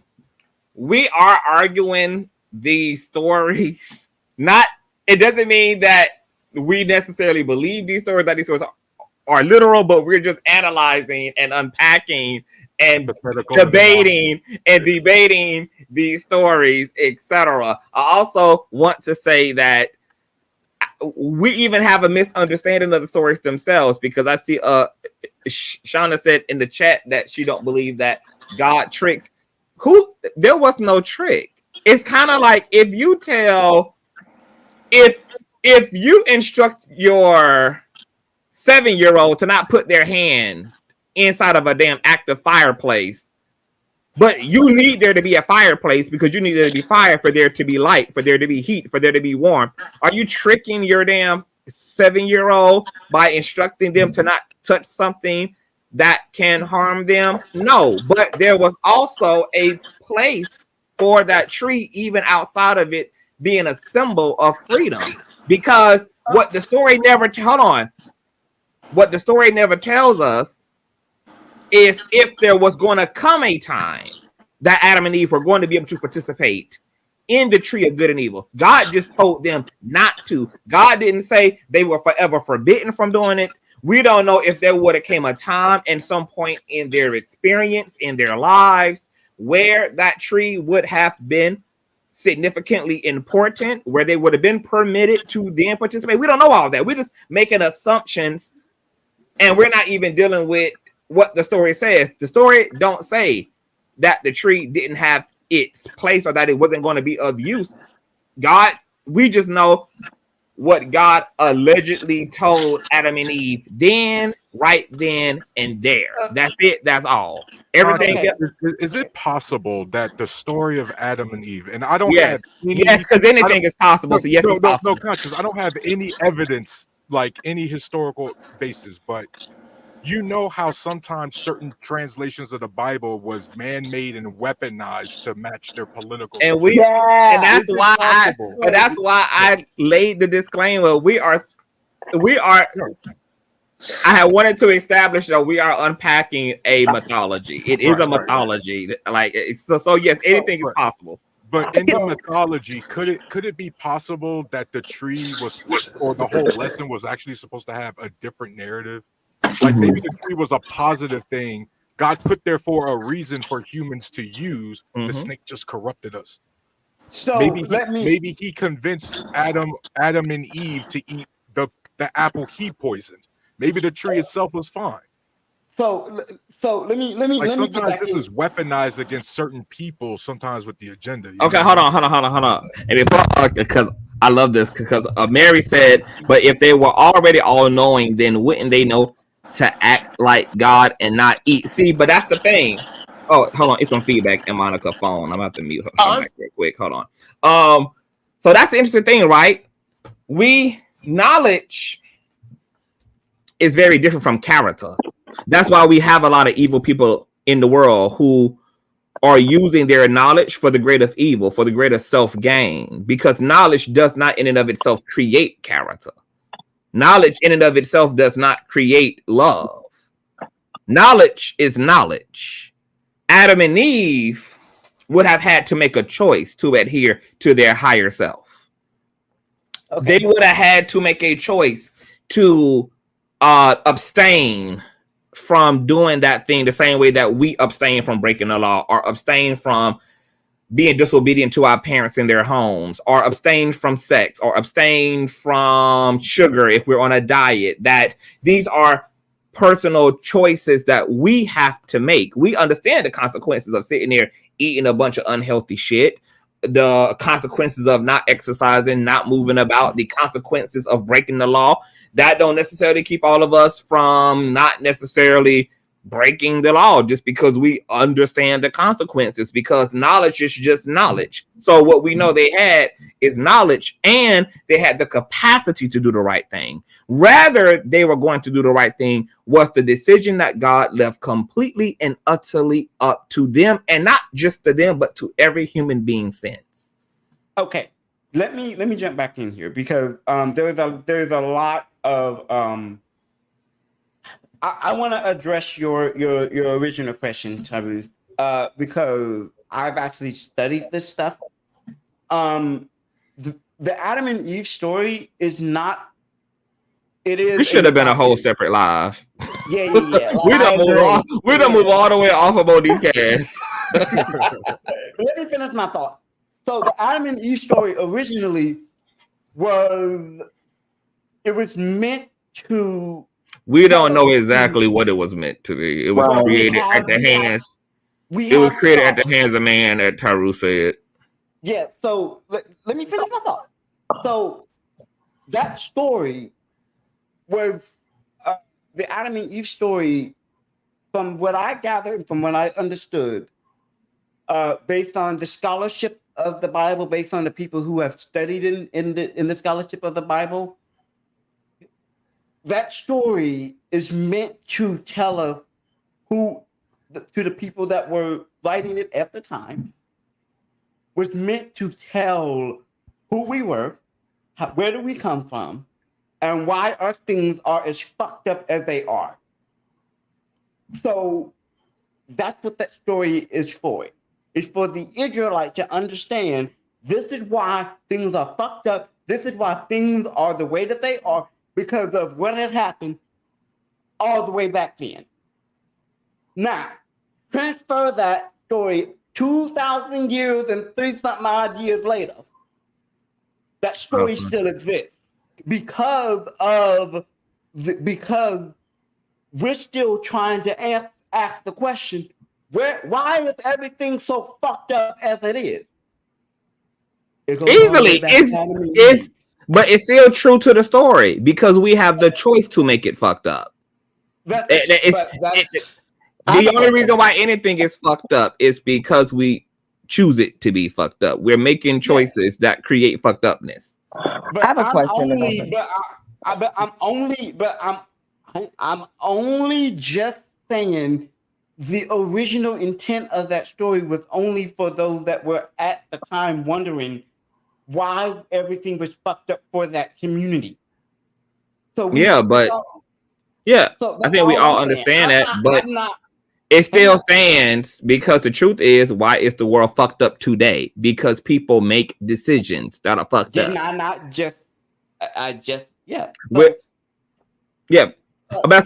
I mean, go ahead, China. I'm sorry, I didn't mean to cut you off. Oh no, that's okay. I just want to tell Conscious I'm Shauna Michelle. When I'm the one that said I know you. I know you somebody separate. But the reason why I said that, and please correct me or clarify for me. I said God doesn't trick, because it seems like that story is almost like entrapment. You know, Like, I know what you're capable of, so I'm going to purposefully set up a situation where I know you're going to not choose correctly. No, that's my whole problem with that story. And y'all, but the reason why y'all interpret that story that way is because of Christendom and not because of the text itself. The text itself don't have nothing to do with a trick or anything, and a lot of the way that story has been taught that way, Shauna. Oh no, I agree. Or I would say that a lot of the critics who have criticized the Adam and Eve story have criticized it from that lens of it's a trick. It's not a trick. How else are you going to illustrate to people that they are free to choose by way of having choices without having choices? I don't get it. So, I mean, like, I don't like the Adam and Eve situation is not. I mean, as far as I'm concerned, it's not like an intellectual quarrel. I mean, as far as I'm concerned, it seems. I mean, it's pretty self-evident. Shauna, for me, the Adam and Eve story, I guess I take it in a more positive light. I'm not particularly religious, Shauna, but I've always looked at Adam and Eve as God looking at human beings going, here's your first test in living life. Be aware of your surroundings. That's it. Right? There's going to be danger because in life, guess what? There's dangers we got to be aware of. There's evolutionary things like in Egypt, right? You could not let your child by the river because it would get snatched up by a crocodile. And that got inherently passed down to us. What's Adam and Eve? Hey, be aware of your surroundings. Don't believe everything you see. Not be scared of everything. Just, hey, check your six. Have somebody to watch your six. That's that as a more positive thing. I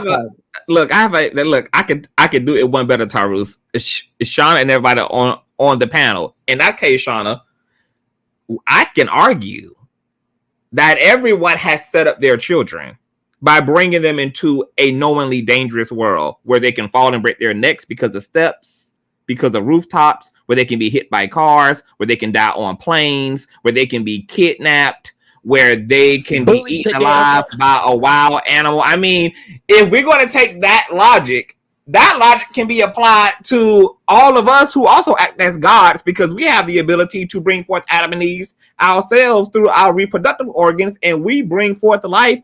So is it fair for our children to argue that we knowingly set them up and trap them to be hurt, to be harmed, to be injured emotionally, physically, etc.? Because we knew the type of world that we were bringing them into, that it was a trap, that they were set up from the gate, that they weren't given a fair shot. Is that a fair argument for our children to make? What an ethical conundrum. I know. But my question is, what is, through this story, what is the intention? Like, what is the intention of this whole story? To tell us that we always have choice, no matter what? And sometimes our choices are going to impact the rest of our lives. Like, what was the intention of the story? I guess I'm trying to understand. Y'all trying to make it something. y'all trying to make it deeper. It's not deep. The tree is. Hold on, y'all. Yo, give me a second. Oh, y'all are trying to make it so much deeper than what it is. The tree literally symbolized choice, which reflected freedom, which also gave Adam and Eve the ability to demonstrate their character. Okay. Were they going to operate from a higher perspective because they were given the capacity to do so, or were they going to, as we illustrated, or we already been through earlier on the panel, are you going to do what's in the best interest of yourself, or are you going to do what's in the best interests of the greater good?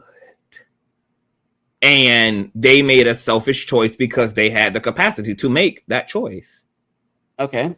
curiosity killed the cat, as it always does, right? I mean, is anybody here claiming to be perfect?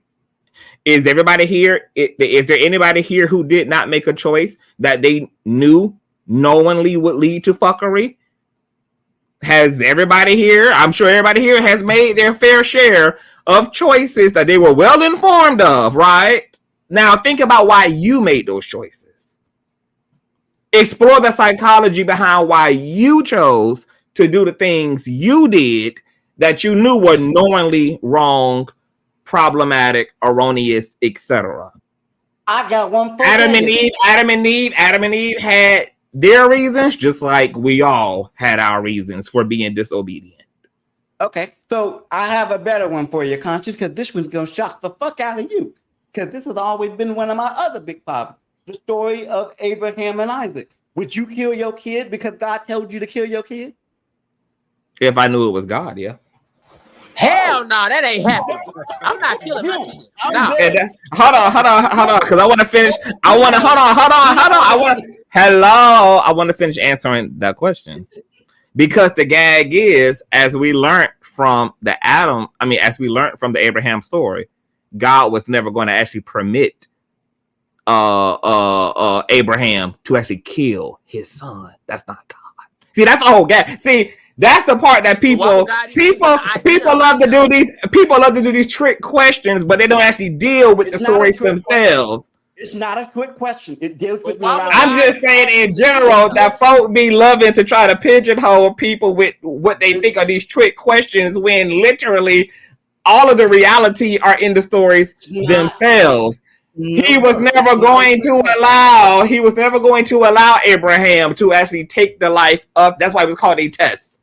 Yes, after the fact, not before. After. That's the problem that's the problem. It happened after it happened. When Abraham was after, never before. What was after? Let me explain. When Adam gave Jesus. When God gave the command. God is just a dope sensei who's gonna raise your ass accordingly. He ain't gonna tell you when they're gonna be a test. Because because if you who the fuck you say you is, and you claim you are who you supposed to be about, who you are in the light is who the fuck you gonna be in the dark. You don't need to know whether the test is coming or not, because you're gonna be the same motherfucker, whether you know it's a semester quiz or a semester test or not. You don't whether you know. See, y'all focusing on whether you know. You don't need to know a goddamn thing to pass nothing, because the test is about who you are. The test is about your obedience. The test is about those character traits. You knowing that you're being tested tomorrow is irrelevant. If you've been studying like you're supposed to, if you've been doing your homework like you're supposed to, if you've been studious like you're supposed to, you're going to always be ready for a test. You don't need to know that it's going to be tomorrow at 7:00. It could be in the next goddamn hour, and you're going to prepare and you're going to excel because you, once again, been studying how you're supposed to. You've been studious like you're supposed to. He didn't fail because he didn't. Well, he passed the test, and he passed the test because he been allowing the experiences that Spirit been cultivating in his life to bring him to being the man that he ultimately is, which was also an affirmation to everyone else that would be under Abraham's leadership. Because don't we also all would like to know whether our leaders are who they are? A big problem with America is that we voting for people we don't fucking know. We don't get to see these people walk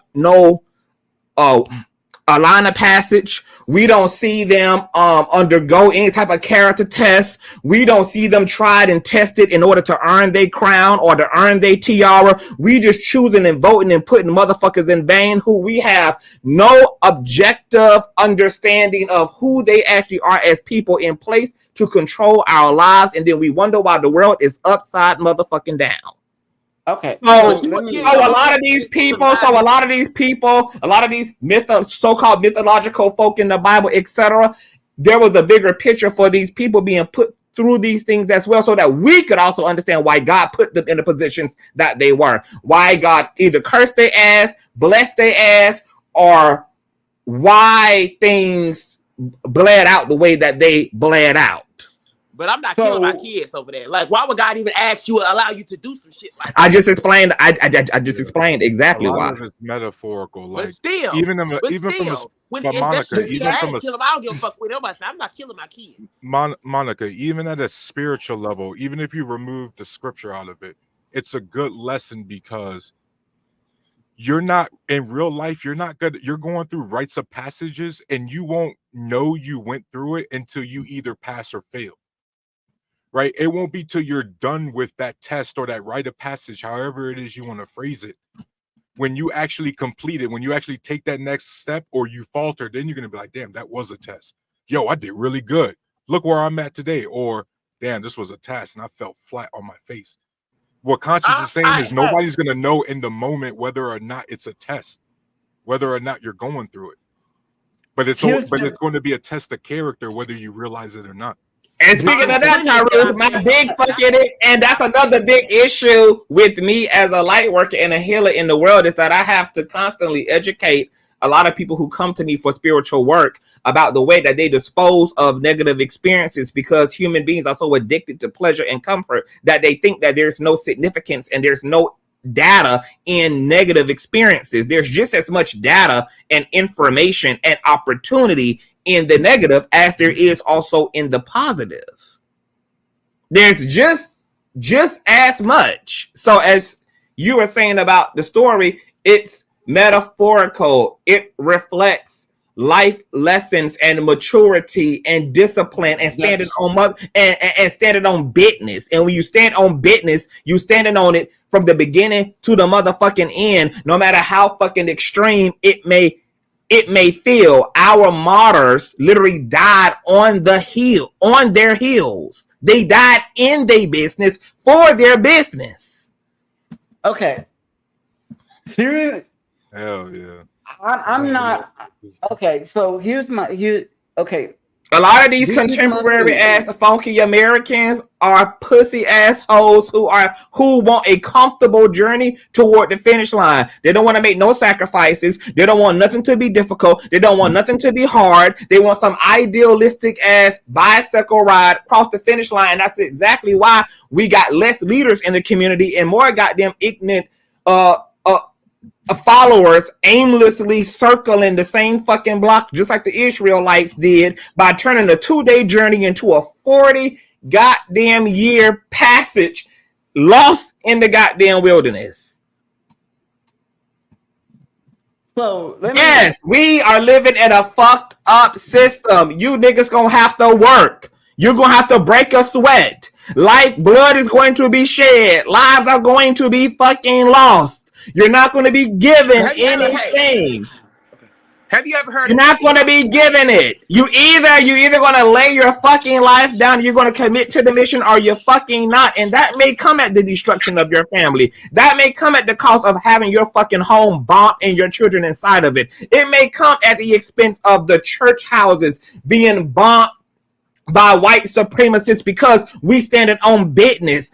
Our ancestors wasn't fucking pussy. They laid it all down on the line, irregardless of the intimidation tactics that the enemy tried to use to subdue them and to get them back in formation. These new niggas, we ain't gonna never get there, because these niggas, they want to be pretty and they want to be all smiles while also being active captures of the fucking war.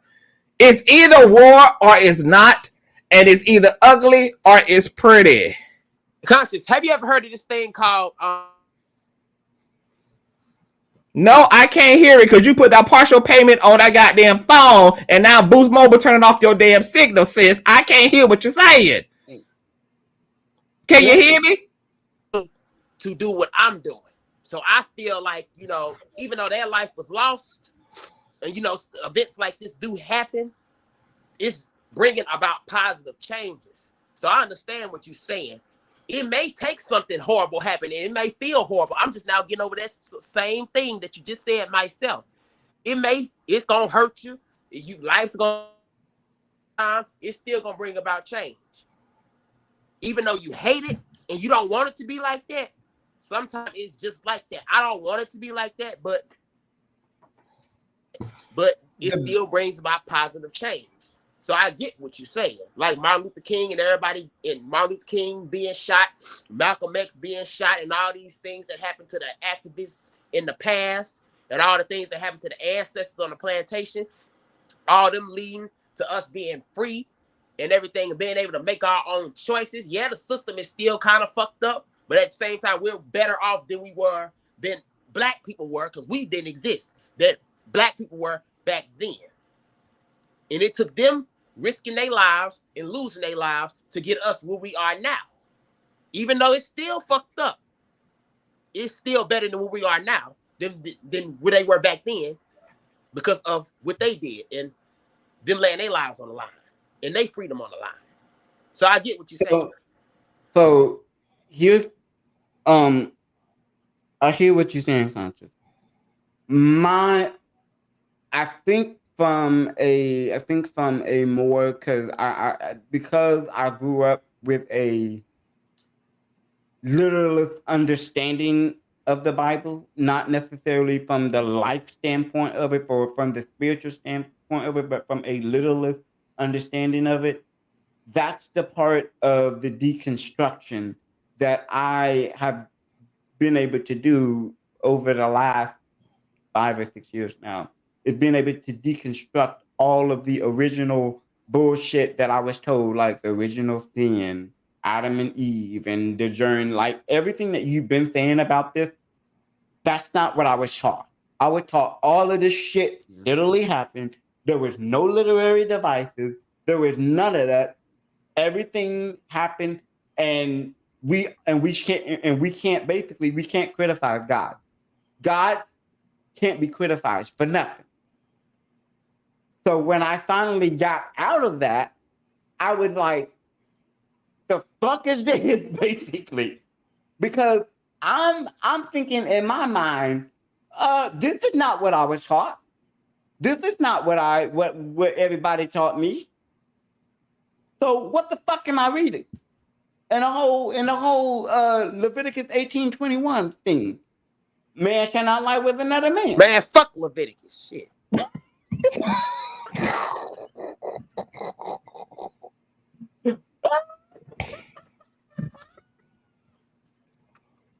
Oh my God. Oh, we just launching grenades now, huh? Yeah. But that's the world I came out of. So the deconstruction part of me is saying, what the fuck is all of this? And now I'm having to rebuild my belief system. So when I ask the questions that I'm asking, I'm not asking them from a spiritual guide. I'm asking them for the sake of morality, because these very same motherfuckers believe that everything had an objective morality to it. And I'm like, you can't possibly sit here and argue objective morality coming from these people. Well, that's the gag about trying to psychoanalyze religion. Is, for one, there's a lot of misunderstandings, because even Christianity doesn't even come from the white man. Christianity actually originated amongst the Ethiopians, and it existed thousands of years before Europeans even got a hold of it and remixed it. And it's also it's a very different type of Christianity at that. So when we are unpacking religion, we are unpacking a world within a world within a world within a world within a world within a world within a world within a world. We are unpacking the people who co-opt these religions and distorted them. We are breaking them down on top of that in terms of where does a mythology end and history begins. We know that the Bible is astro-theological, is metaphysical, is metaphorical, in some ways is literal. So it takes quite a bit of brain power and diversity of the mind, and a diversity of the mind to really put religion, particularly its doctrines, its literature, into framework, you know. So when we talk about, I don't know what we're talking about. Because if we're talking about the so-called pale man's version of Christianity, in which he did not create, he stole that from black and brown people, just like he stole black and brown people from black and brown people. That's one thing. But ultimately, the way that I personally use a religion is religion is a reference more than a reality for me. Like, if there are truths that I find in my own life to be true, that I then matter of fact, I'm going to be honest, I use my lived experience to validate what is cosmic and universal in religion. When I see it show up in my own life, and then I also happen to have seen it in the Bibles or the scriptures of God, then I'm like, oh, okay. That now I'm dawning upon a universalism. That's the part that I agree with you, because, like, again, I'm not a Christian, but even my couple of readings thoroughly through the Bible, I still came away thinking that was a motivational text. Like, this was meant to be inspiring for people. Yeah. This was meant to be an outline to follow on your way through this journey, which is most religious texts, right? What happens is that, unfortunately, through desire and all this other stuff, corruption, we got people now using Christianity and other religions as a fear-mongering tool, right? Like, you got to be scared to believe in this version of spirituality or religious. And that's kind of the thing, going back to how do we, what's our purpose? Because all the religious texts that came through, and there's been thousands of them, they're inspiring, they're motivational tools to keep humanity going. So that, for me, that feels like the purpose is to keep moving forward. You know what I mean? Not this fear-mongering tactics a lot of the churches use today. One of the things that what pisses me off about the religious text is, in the way in which it's been co-opted, is that people seem to believe, especially among the evangelical conservative Christians, they seem to believe that there is a literal hell that God would put you in. Now, Conscious and I actually have had this conversation before. Mm-hmm. I don't think there is a literal hell. I think that there is a separation line between you and God. In other words, hell is not where the line is drawn. Once you get there, he is not going to say, go to hell. He is going to say, you're being separated from me because of your choices. That's going to be your form of hell.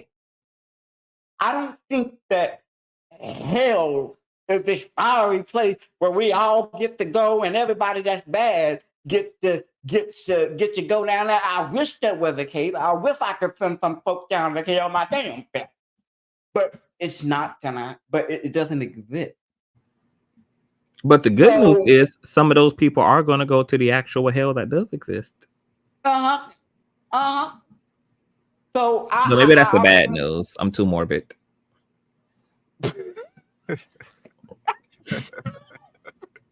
Maybe only a morbid bitch would find that to be the good news. But maybe okay. Maybe that's bad news. But no, that caught me off guard. So my thing is this. If indeed there was a literal hell that all the bad people get to go to, and there is, and I do think there is a state of consciousness when it comes to heaven. Do I think heaven is a real place? No. Do I think there is a state that it is a state of being? Okay, so so let me ask you this question then. So are you saying that you don't believe in an afterlife, basically? Correct. I don't. Okay, wait a minute. Hold on. This conversation, this is gonna have to be a separate. I need to come back. Y'all need to let me restart a whole stream, because this literally can go into some other next. It's already gone and bled into some other next level shit. We can make this a separate stream. I want to end this right now because nobody about to sit here for 10 hours watch a 10-hour stream. So I want to restart the stream because we already done gotten so far away anyway. I would love to pick this up because I think this is I love this type of dialogue. Are you returning, Tyrus? Yeah, I'll be back in like half an hour. So yeah. Be back in half. What you about to do?